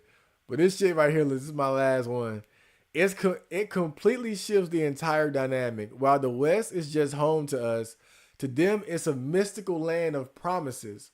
Take them there, and they are suddenly dropped into their dream world. Here's a few reasons why it's a bad idea. First, they'll see that you aren't a handsome AFAM, Farang, I don't know what that is, but in fact, an average Joe with most likely an average job and average standard of living. They probably won't see you in the same way. In the Philippines, you're a novelty, and girls are competing for your attention. In the West, you don't get a second glance off most women, and there are better looking and probably wealthier dudes looking her way. You might be an older dude, but they'll probably start getting more attention off better looking dudes closer to their own age. A lot of guys who do the passport bro thing, they go for younger women. So they'll be like, 30, 35, 40, going for like 20, 25, etc. So in America, unless you're a Giga Chad or a movie star, there's probably dudes better than you in one metric or another. You know it. She knows it. The cockroaches in your bathroom know it. They'll get more male attention than they've ever received before and likely off better looking, wealthier suitors. What Southeast Asia is to you is what the West is to them. They have exponentially more options that even the most loyal girl might get tempted by come the first argument. And see, and this is where just female nature comes into play. This is hypergamy. And you can't deny it because think about it. You're a foreigner going to their country, and then instantly they're looking over everybody that they grew up with, all their peers, right? All the men that they knew growing up, the best men of their area become invisible when that 5'9", skinny fat, almost balding American man, whatever. But look at how hypergamy instantly kicks in though for them. You just skip to the front of the line as a foreigner in a whole country. But then you take them to your country, America, where you're not special, right? You 5'9", but then she sees 6'2", 6'3". Much more attractive men, more wealthier men, and things like that. The same way hypergamy kicked in when you showed up in her country is going to kick in when she show up in your country, in America or whatever Western country. Because a lot of times, again, and we all know this, the value of being a passport bro is that you can take your mediocre ass, go somewhere else, and you're exceptional. But then you come back, you that mediocre guy again. It's fucked up, but it is what it is. Expectations broken. Thais and Filipinas have the idea that the West is a utopia full of wealth and opportunities. They'll be in for a big shock when they see the reality of homelessness, drugs, ghettos, and people trudging through life. The Thai wife of one guy I knew went to England and was shocked to see white people just doing normal jobs and had never seen homeless, insane white people before. Literally, the only white people she had ever seen were relatively wealthy tourist expats, and her whole idea of forangs in the West was completely tainted. we've all seen 90 Day Fiance when the girl is shocked to arrive at some dude's crappy apartment when she was expecting a mansion. Oh my god. Okay.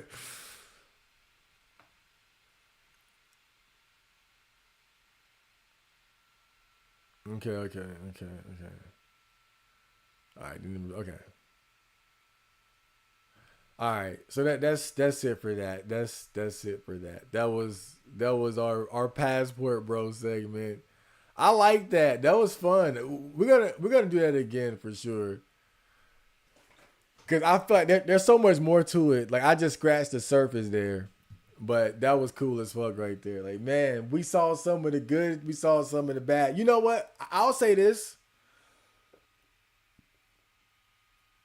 if I was gonna do some passport bro shit, I wouldn't do it for marriage. I'm gonna be honest with you right now. Well, I wouldn't get married anyway, but if I was gonna do it, I would do it for dating and for fun. If I was, and I'm barely that type of guy. Like I'm a girl, like I want a girlfriend, so that's why I don't think it'll work for me because you trying to establish a relationship with somebody in another country, and unless you're willing to like bring them where you are or go where they are, then it's not gonna work out. Long term.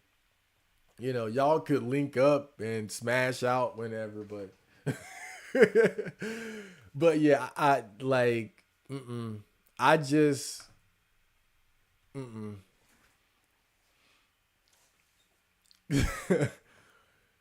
Because I don't want to go live in a third world country. I wouldn't want to come back, but then if you bring them back with you, like all those issues come into play, right? Like, cause I could go to a foreign country and they'd be like, "Oh, fit black man, oh, Mandingo." Well, that part, but then I bring their ass over here and they say, "Wait a minute," like they start seeing them NFL players, them football players, them basketball players. Like, hold up, like my boyfriend is a shrimp.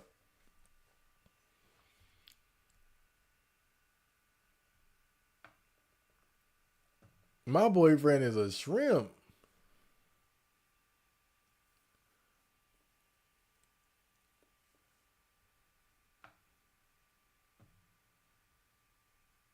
Hamza, that's the guy. That was the Indian guy I was talking about. Hamza got a fat four for a girlfriend. Oh yeah, okay. Like yeah, that is true. Like I've never seen him with like a super attractive girl. I'm not right. I'm not judging, but this guy, this guy is what I like. I think he is a legitimate like good self improvement guru. I think he gives sound advice. Like he's solid. Like he's a good dude. And I think the sad part of it is that the quality of women that I've seen him with is not impressive. And again, I'm not trying to right, but it's like it's sad to me because when you know how disciplined this motherfucker is, like this guy is disciplined, hardworking, focused, sacrifices, and you get a four. Like that's what pisses me off about that shit, bro. And look. Maybe he's happy. Maybe he's good. Maybe he's happy. But it's just the amount of work this man put in. Like I want to see him with at least a six. He put too much work in for this shit. But if he's happy, if he's good, then it's whatever, right? It don't matter what the fuck I think. But I only think it's sad because of it. To me, it serves as an example of just really how hard it is for a guy. Like you got to be that level of discipline, focus, grind, set, sigma to get a four. Damn, damn.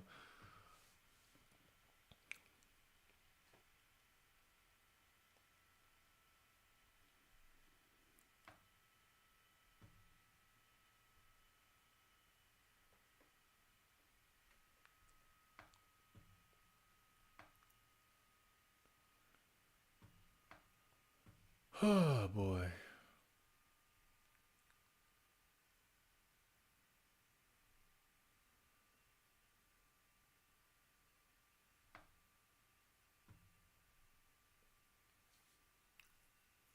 I'm too good for you, baby. It's a cold game. It's brutal out here in the internet dating hypergamy. You should be grateful for each day you don't experience unrequited. Yeah, yeah. The Irish situation was bad enough. That was bad though. I say that, but I kind of say it in just, I'm prepared for that type of shit. I'm prepared for it. Berserk is real life. We strugglers. As long as you're living and breathing, it's gonna be a struggle. Yeah, I mean that's what it is. We the struggling motherfuckers. We're just struggling, and you start getting used to it. That's you start getting used to it.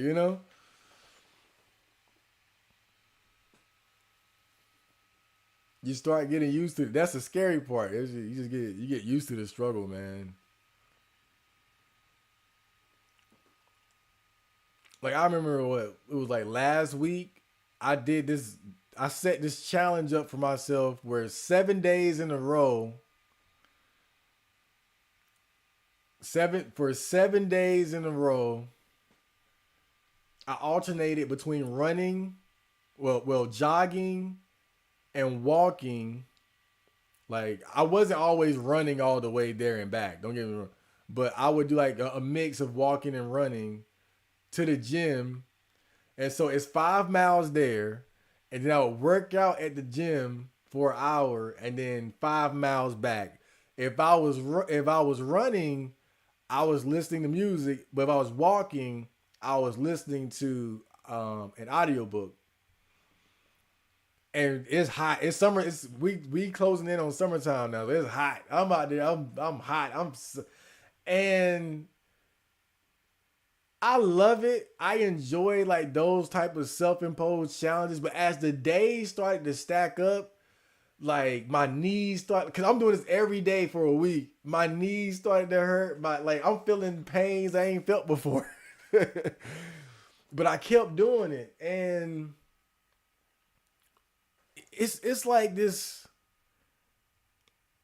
thing where I enjoy it, but there is like an underlying sadness to like how like as men how you have to kind of put yourself through that kind of suffering just to build the, as David Goggins would say, the mental calluses necessary to get through life.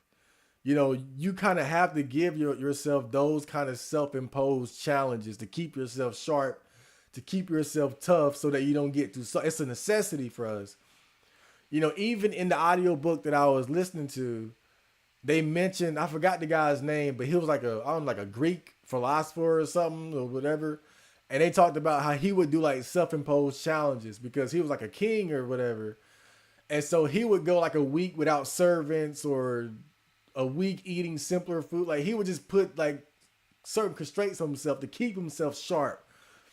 And that's really what manhood is in a lot of ways, bro. Like you got, especially now because we got so much comfort, like you got to force yourself to suffer sometimes. And that's why I was out there in the heat running and walking and then just to go to the gym and then come back.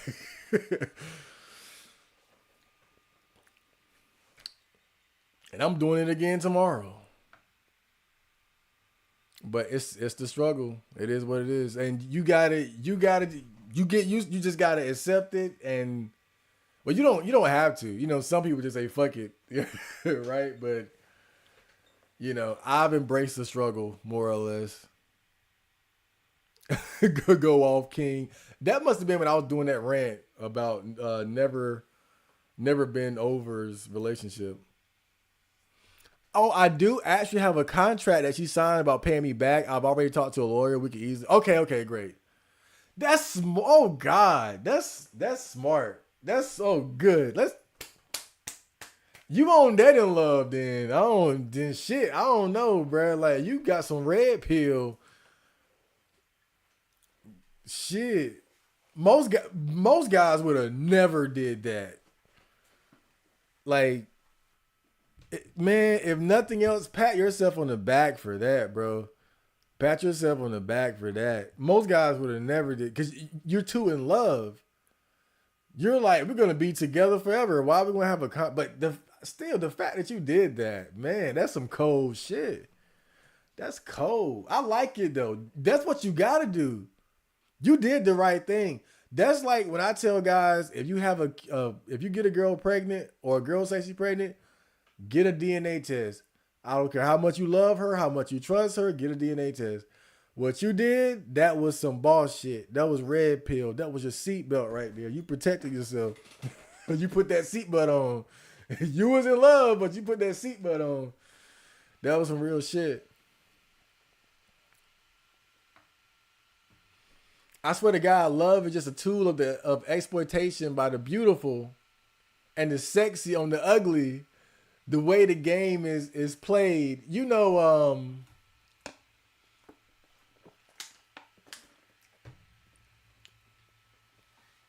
What what was that shit? What was that shit? Coach Greg Adams always says, um, "Men are in love, women are in business. Men are in romance, women are in business." Right, and that's basically what like what you just said is what he was trying to explain. What he was trying to explain with that. You know, women look at relationships more in terms of like a business proposition. They look at it in terms of how do I benefit from associating myself with this guy. We don't always look at it like that. We like what we see, and if she not crazy, then damn, we go for it. Women think so much deeper than that, bro. Like they looking at your pockets, they looking at your family, your location, your potential, all that shit, bro.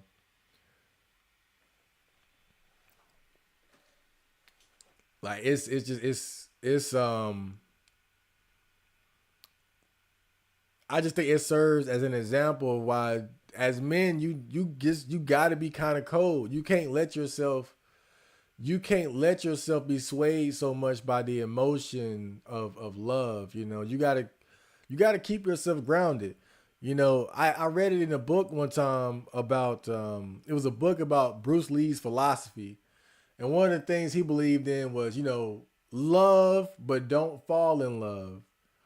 Love people, treat people well, but, never love so hard that you lose balance, that you lose sight of who you are, what's important, because love is, it's such a beautiful, cherished word, but there's also like a certain like insanity to it too.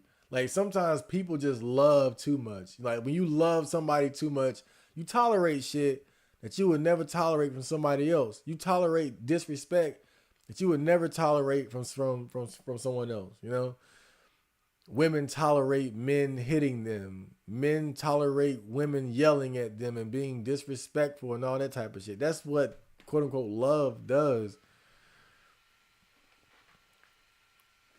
It's crazy shit.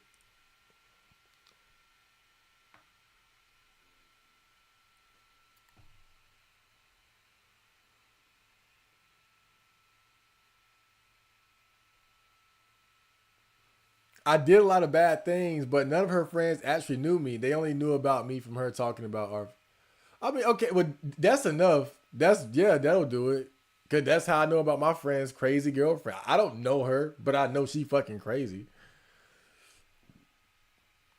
I did a lot of bad things. Well, damn, dude, I was trying to be on your side, but shit, damn, you know, I can't sympathize that hard, knowing you were doing fucked up shit, depending on how fucked up it was. Right. To be honest, it kind of sounds like you guys were a match for each other. If I'm being honest, it sounds like y'all were probably somewhat of a match for each other. It's just that she kind of came out better than you. because it looks like a situation where y'all both were probably kind of toxic. You said she was mentally ill, schizophrenia and shit like that. So y'all were probably both somewhat toxic at least, but she came out better because of, a woman's ability to attract men while in a relationship and easily monkey branch to the next better guy, while you got to kind of sit there and hold it for a while. How the duolicious thing go? So I talked about this earlier, but I would say 80 to 90% of the girls I messaged never messaged me back. The ones that did message me back, it didn't really go anywhere. It would just be some shit. Like one girl laughed at me for being a virgin. One girl was like, I don't know, kind of like she pitied me or something, but then that was, it was like, damn. And then that was it. There was one girl who was like, she seemed kind of slutty, like a slutty girl. Like she was probably the one I had the most back and forth with. And that was only like when I say back and forth, I'll say I probably sent her 10 messages for her 9. Right. And then, you get to that point where they just stop responding. But she just seemed like kind of a slut, to be honest. And even though I was kind of just entertaining it, like I wasn't really interested because I won't into like that slut energy. But it won't, again, she won't going for it like that anyway. I think she was just probably a promiscuous young girl that just liked to fuck around and message guys, right? Anyway.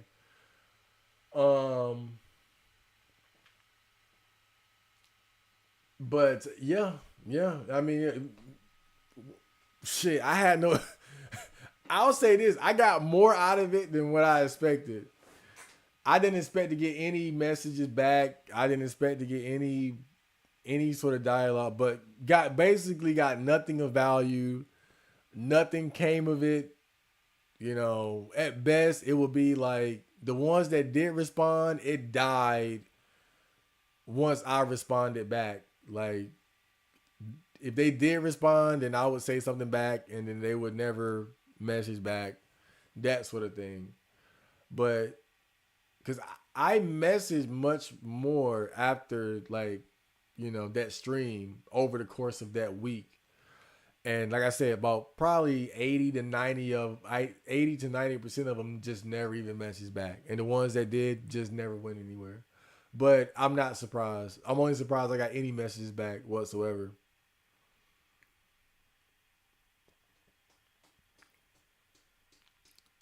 But the method she did it was particularly cruel and fucked up. And the thing is, for about our relationship, she was extremely dependent on me, like to an unhealthy degree. Like yonder that shit. Like, like, like if I broke up with her, she would have killed herself level. That's the funny thing. Ain't that so funny? You believe that? I promise you she wouldn't have killed herself. I promise you that much. I can understand why you felt that way, but I don't think she would have did that. That's nah, bro. I understand why you felt that probably satisfied your ego somewhat too. Tell the truth. Tell the truth. I know it did, but I doubt it. She played that role, but I don't think she would have killed herself. Why would she do that? Why would she do that with how easily replaceable you are? And I don't mean that as a jab, but you see that what I'm saying is true. This is true for all of us. We're all easily replaceable. We're the expendable men, the strugglers, the guts, and the berserk, as PlayStation Man said.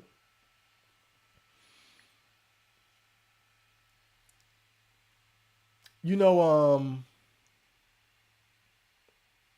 I was when I read that, I thought back to the Patrice O'Neal philosophy episode of the podcast, and the way he described female emotions, and he compared women to like fish, And he was telling this story like how he got fish, and he said the same fish that he feeds, right? And as they feed him, I mean, as he's feeding them, they come up and they eat the food, right? And like they care about him. Once he's done feeding them, if he tries to grab them, right, they run away like, "What, you fat motherfucker?"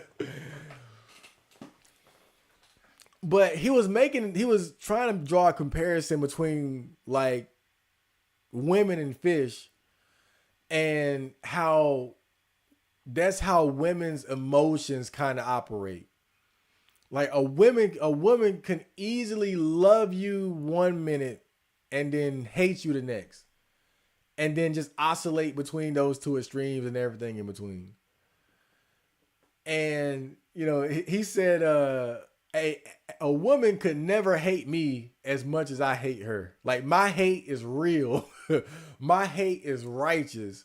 Her hate is emotion based. If I make you upset today, you'll hate me, but then you'll love me tomorrow. I don't worry. If I hate a motherfucker, I hate a motherfucker. And again, he was joking, but he was, making some real points there. And so that's why I'm saying, like, I get why you felt like she was in yandere mode, would kill herself, but I don't believe that she would have really did that.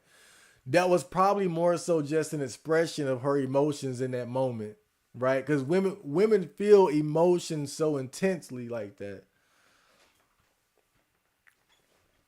Right. So that whole, I'm yandere depend, I need you, I depend on you. Oh, she could have had you replaced like that in like probably even at that period, could have had you replaced like that in a month, if that. I'm being generous. But that's that's the you know my favorite book, Way of the Superior Man, talks about this too. And it talked about the difference between like how women and men see things. And the example that the book gives, and it's been a while, so I'm probably off a little bit, but basically the book was like just as an example, as men, if you have a friend and you know that he's generally dependable, but let's say he fucks up one time, right? Like 8 to 9 times out of 10, you can depend on this guy. But just this time he fucked up. The way men view things, we look at them in their totality of the past, the present, and the future. Based on your past performance, I know you're trustworthy. I can depend on you. Today you let me down, but when I calculate it all together, okay, rationally, I know you're not going to be perfect. So I can allow you to fuck up today because I know in the past I could depend on you. So I'm not going to hold it against you like that. You still my homie, you still my friend. We're going to move forward with this shit. With women, it's moment by moment, day by day. You could do perfect for 10 years. The one day you fuck up, she is going to treat you like shit. She hate, like, fuck you, you lose, right? And that was kind of their way of describing like how men and women like just perceive shit differently. And so basically what I'm saying is like, don't get too caught up in shit like that. Don't get too caught up in that women dependency bullshit. That oh, I need him, I love him, I'm yandere. You will be replaced like that.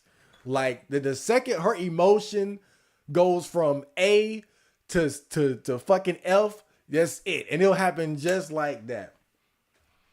So I'm just saying that, like, don't let your ego get wrapped up in that shit. Cause it's it's emotion based.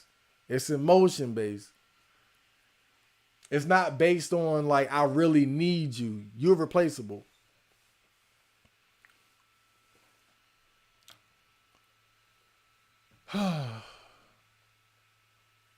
This is why I hate love. It's so dirty and inherently exploitative. Love is always one way. The game is so dirty. I'm not gonna say always. I don't want to generalize too much. I see people in happy relationships. That's what they claim, and I'll believe them. I don't think it's always that way. I just think that it's like that too much. It's like that too much. It's bad enough to where you see me not even trying over here.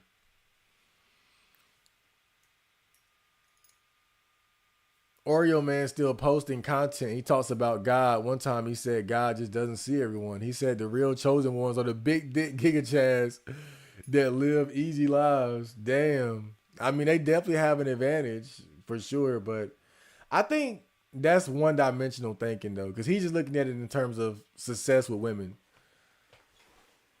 He's just looking at it in terms of success with women. Like, we are the top 10% of men globally, comparing ourselves to the top 10% of men in our area.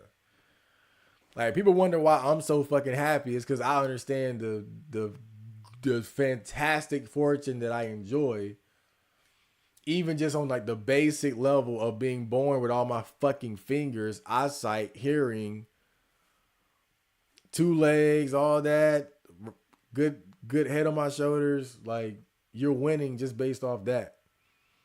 You ever see like a deformed, like look at the fucking the conjoined twin girls. You gotta share a body with your sister, and like, you don't see them bitching and complaining. Right? Like, I get it, right? Big dick, like they on a whole different level of living life, like, right? I'm just saying people gotta have perspective.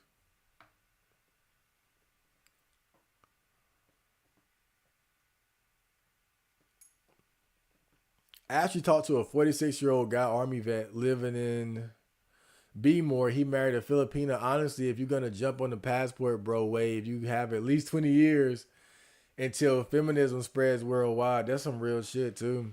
You know, they just elected a female president in Mexico. Mexico, home of machismo, of chauvinistic men and right, the traditional manly men, Mexican style boxing. They've elected a woman. Even in Italy, they got a female. Like, yeah, some real shit.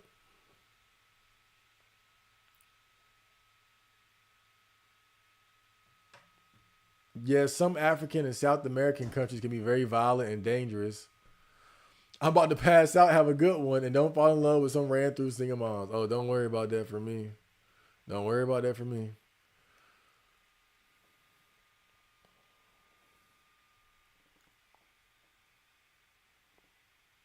Now, you catch feelings real quick with a pretty girl who is nice to you and makes you feel special. Come on. Oh, sure. Look, I'm not. Look, I fell for Iris. I'm on playing. My love is real. Shit. But I'm protected. That's what. See, the reason why like I'm not stressed is because I'm protected by sheer chance and possibility. There is a very low chance that I will ever meet a girl that is attractive enough to make me fall for her, and she likes me back, and there isn't like some other bullshit that would make it easy for me to reject her. I'm protected just by sheer chance, bro. Like, I have as about it, like, okay, it's like this. You know why I don't worry about being mauled by a fucking lion? You can't say no goddamn lions around. No damn lions around here.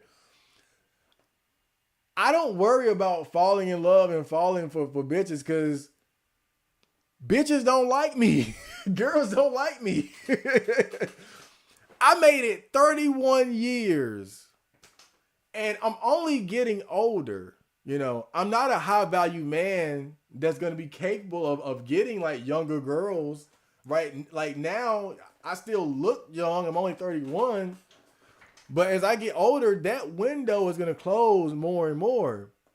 So the older I get, the easier it becomes, not just internally but externally, because I'm gonna age out of even being considered by women that I could fall in love with. I ain't falling in love with no damn 35, 40-year-old busted single mom. So the reason why I'm chilling and why I'm not worried is because statistically, I have about as much chance of a pretty girl liking me. No, and then remember this. I'm not going out of my way, right? So she gotta like me, and she gotta let me know she like me.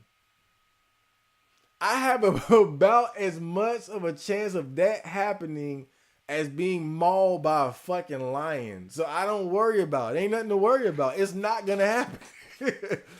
There is like a 0.000 point. Can you put 2 points in a statistic? Zero. I got nothing to worry about. That's one bet I'll take you up on. Pretty girl liking me. I'll take that bet. How much you willing to bet?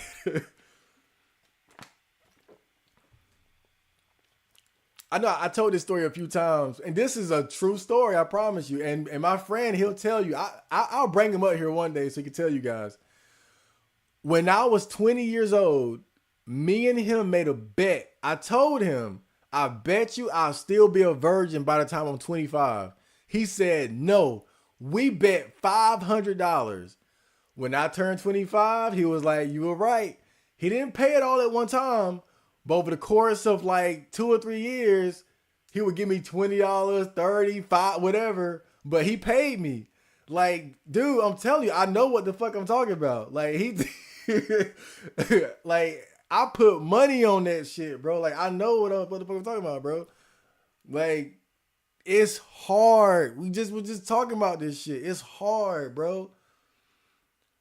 And my superpower in this whole thing is that I'm not desperate enough to go for the easy, low-hanging fruit, the fat gorilla orc single mom, right?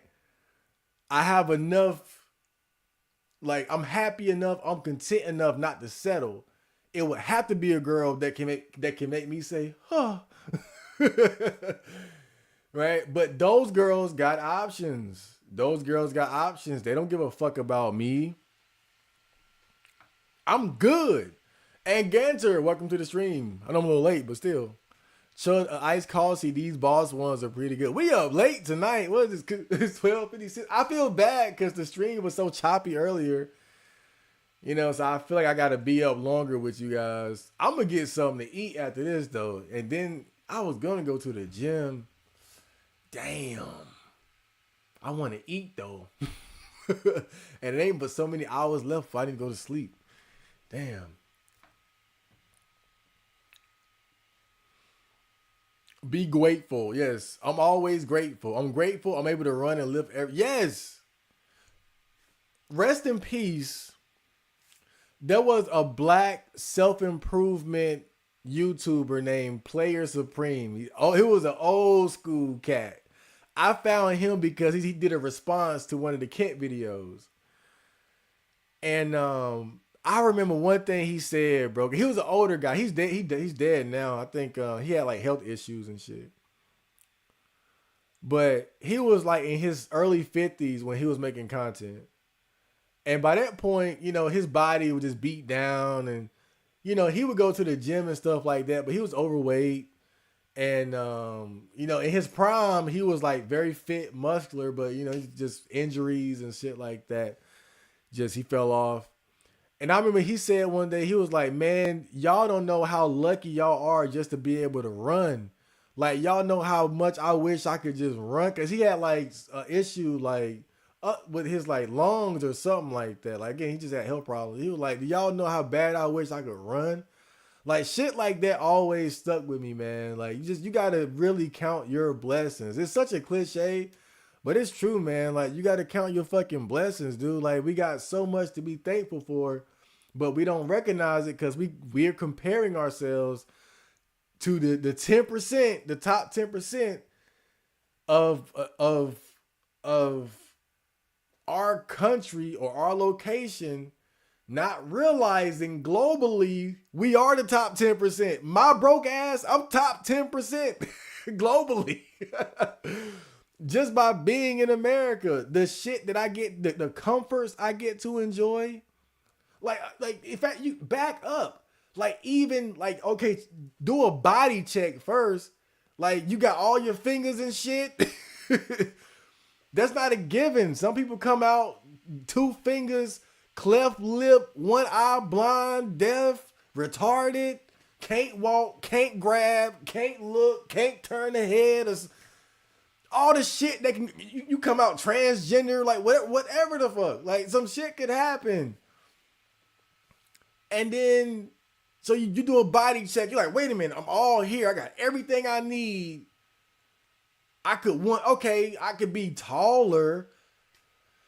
I could have a better hairline, but you ain't got nothing super fucked up. Like you're able-bodied. Right there, you fucking won. That's huge, man.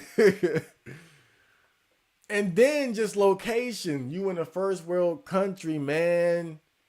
You got running water. You just go in. You got water in the kitchen. You got water in the bathroom. You got water outside. You got water everywhere. Got food. Go in your kitchen. It's look. It might not be what you want, but I bet you got some rice or something. Even on them bad days, right? You remember Friday when Smokey was like, you got cereal, no milk, Kool-Aid, no sugar with shit. You got something to work with. You better finesse that damn Kool-Aid pack. Man, and opportunity, man, education opportunity, job opportunity, money making opportunity and shit like that. I don't make a lot of money from the YouTube and streaming shit, but goddamn, I made a couple dollars here and there, shit. So I'm just saying, man, like I get it. We talk about this red pill, black pill shit and Chaz and the big dick, giga nigga, tall NBA, whatever. But dude, shit, man, like we're in a fantastic position when you really think about it. And then even just again, like to be able to live in a time of peace. You be living in a time of peace. Imagine you were born World War I, World War II, and you getting drafted to go fight and die in different countries and shit.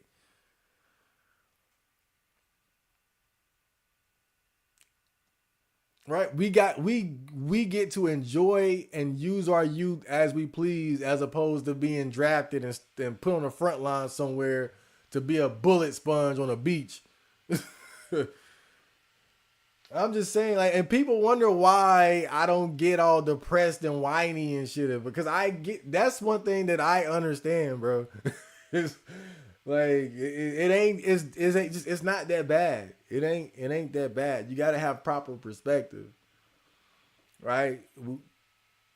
I got to do with my 20s what the fuck I wanted to. I didn't down a goddamn beach somewhere in a war that I didn't even fully understand what the hell I was fighting for. And I'm pretty good looking. That helps. I can't even lie. You know, look in the mirror, you look, hey. Oh boy.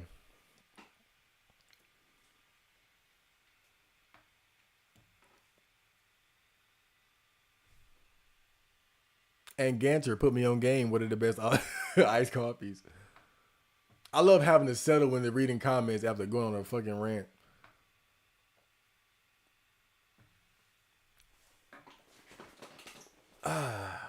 Dudes in here just grateful to be able-bodied. Now imagine what the average Western woman feels entitled to. If more men would make, but you know what? Excuse me, I don't even care. I don't, I have a saying: let the girls be girls. Let the girls be girls. Like that stuff like that don't even bother me no more. I like to talk about it, but it really don't. Let just let the girls be girls. Girls, they have their advantages and their privileges and things. And the only thing that bothers me is that they don't acknowledge it.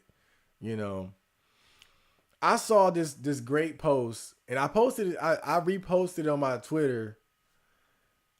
But this guy, he was talking about how girls don't like how they don't acknowledge the advantages they have on the dating market, and it's so true. And you know what? What bothers me about it is that women would rather play the victim than be grateful for the advantages they have. That's the only thing about it. That's like if like damn, like just be great. Like you don't have to be a fucking femcel. You don't have to be forever alone. You don't have to co-opt these terms you don't have to fit in with us. Like you can enjoy your options. You can enjoy the power and the privilege that you have. Like, I'm not gonna hold it against you. Some people will, and that's probably why they do that, but be grateful. Avenger Naruto. Hands up for a real nigga.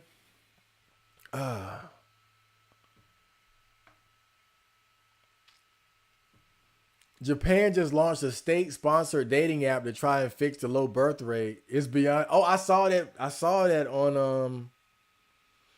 I saw that on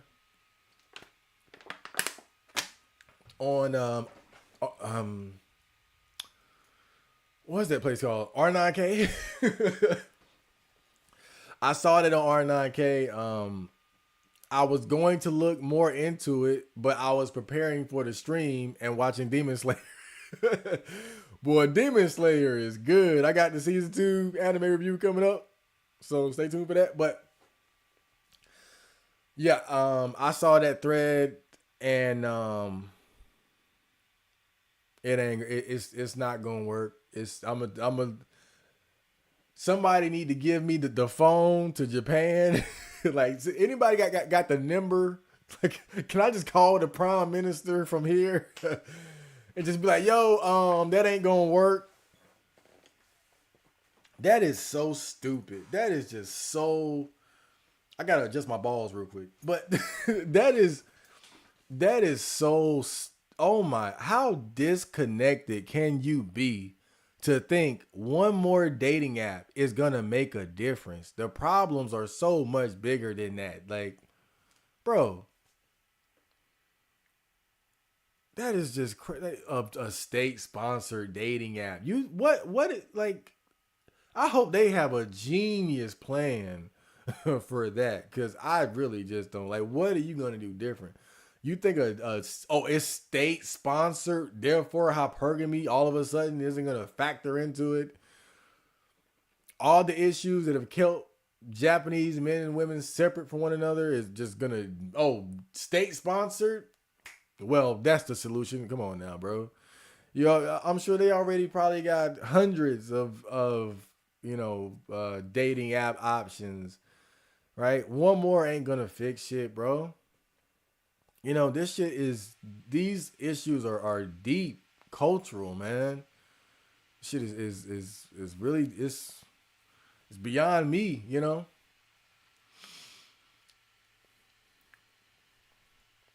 But I've always speculated that a lot of people in a place like Japan probably don't want to have kids because they want to have an easier life.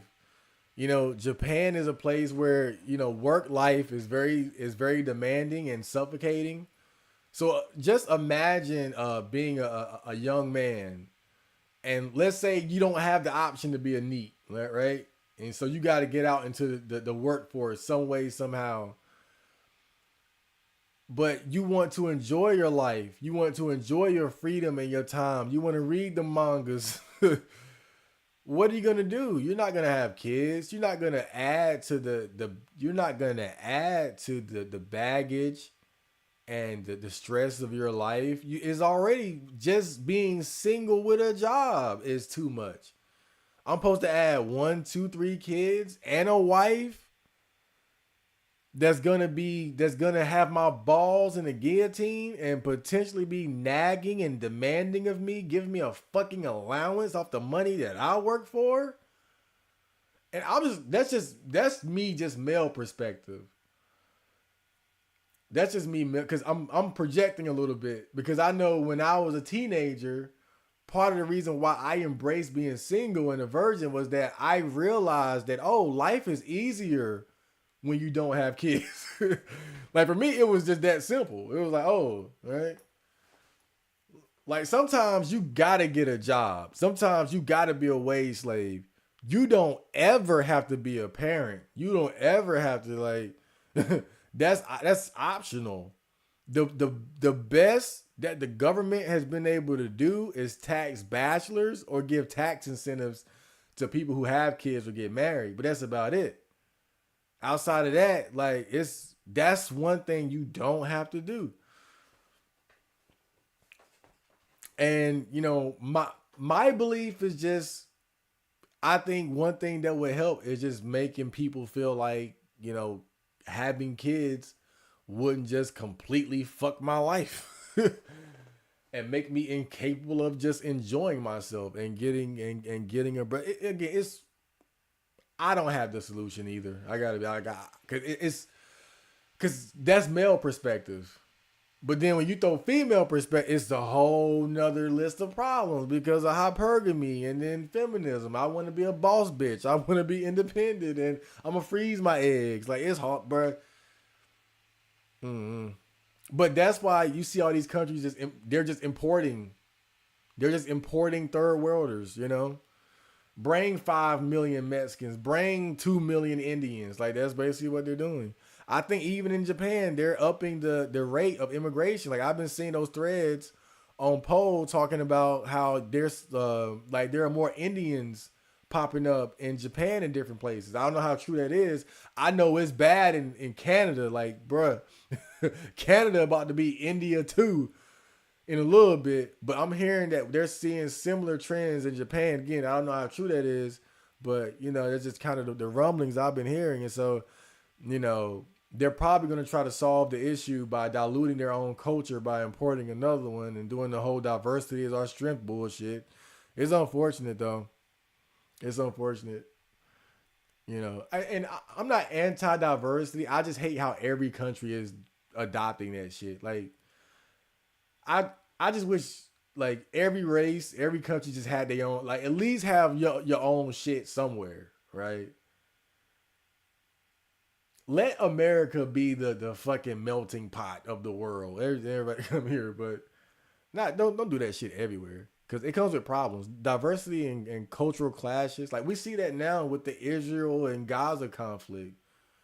We see culture clash in first world countries because of all this fucking strong diversity. Oh, now we can't get along because one side is fighting the other and then you got the black versus white, and then right? That's a whole nother conversation, bro. Damn.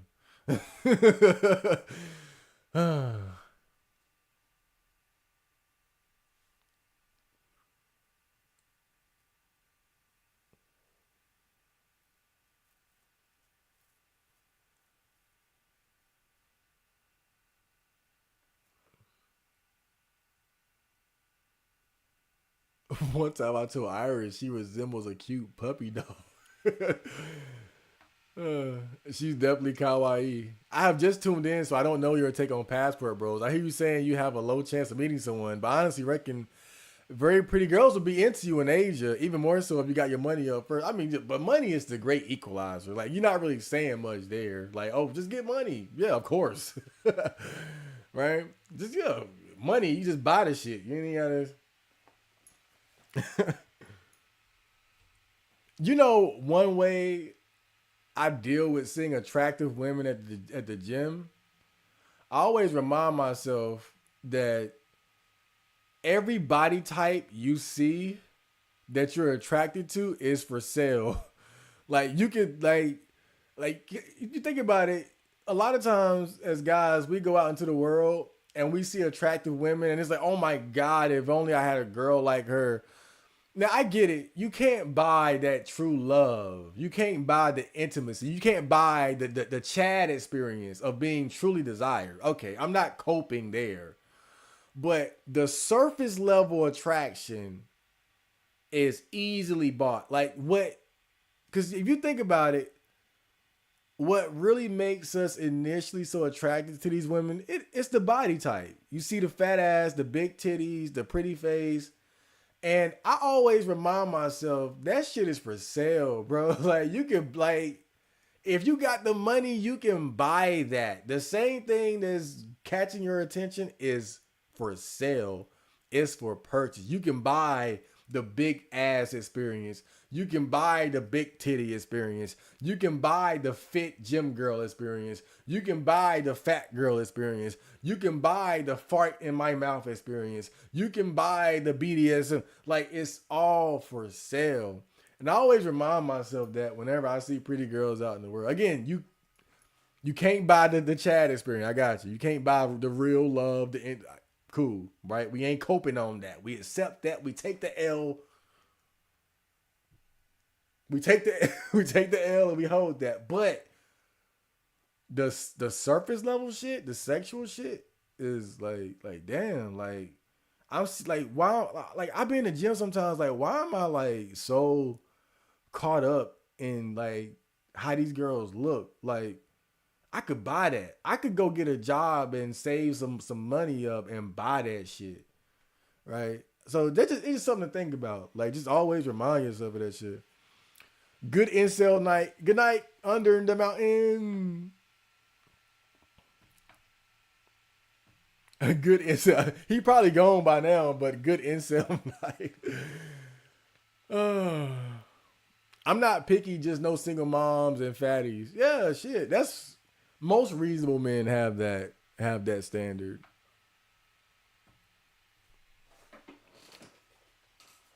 Ooh. My legs are sore as fuck from the leg press machine. God damn.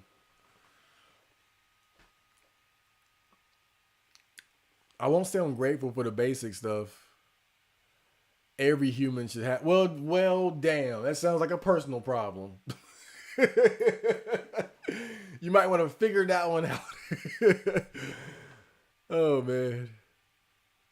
You have great perspective and it's a reality check. Yeah, I'm telling you, man. Start with the basics. Start with the basics, man. It starts there. Start with the basics. Don't undermine that shit.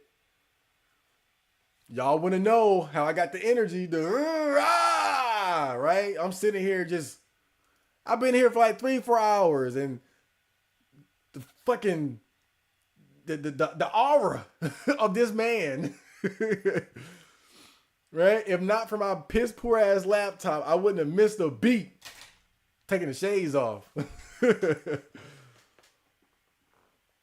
But that's what it is. That's the foundation of happiness, or part of the foundation of happiness. Understanding how truly fortunate you are. All of us sitting here are very fortunate, very lucky, right? We're sitting here in peace. No bombs falling. Right? Roof over our head, got food in the kitchen, got water. That's where it all starts. That's where it all starts. And then you can be like, you know what? What the fuck do I have to complain about? You know, and I gotta do a Gurren Lagann anime review because that's my favorite anime. But this part in Gurren Lagann, it speaks to my soul and what we're talking about here. But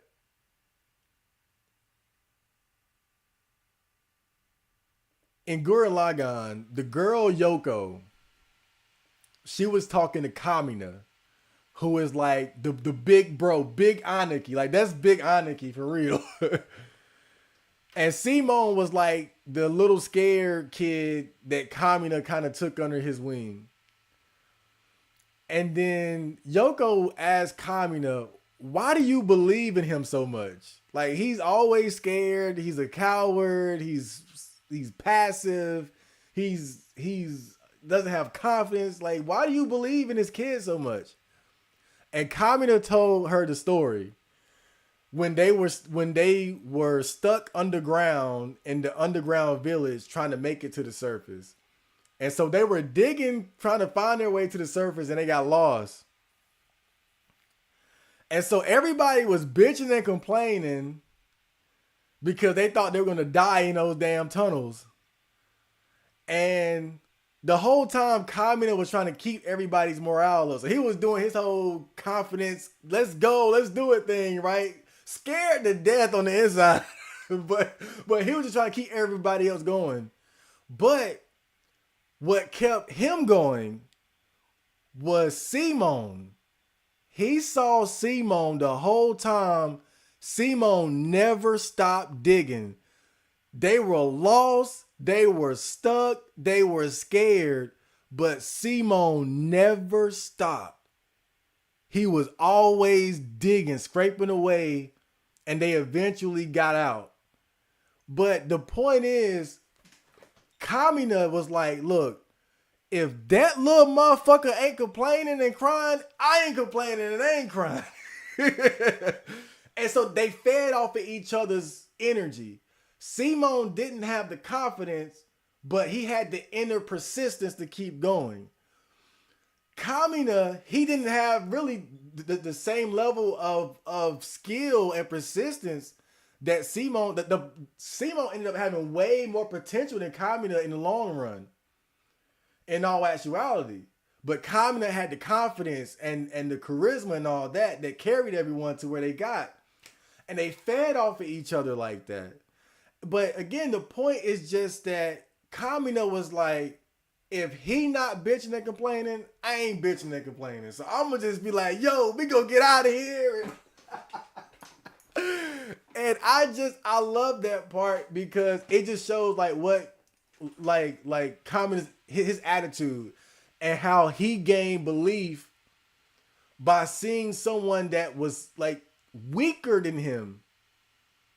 Someone weaker than him showing up and doing the fucking work and doing the job. And he was like, I'm not going to let Simone sit here and not be bitching and I'm here.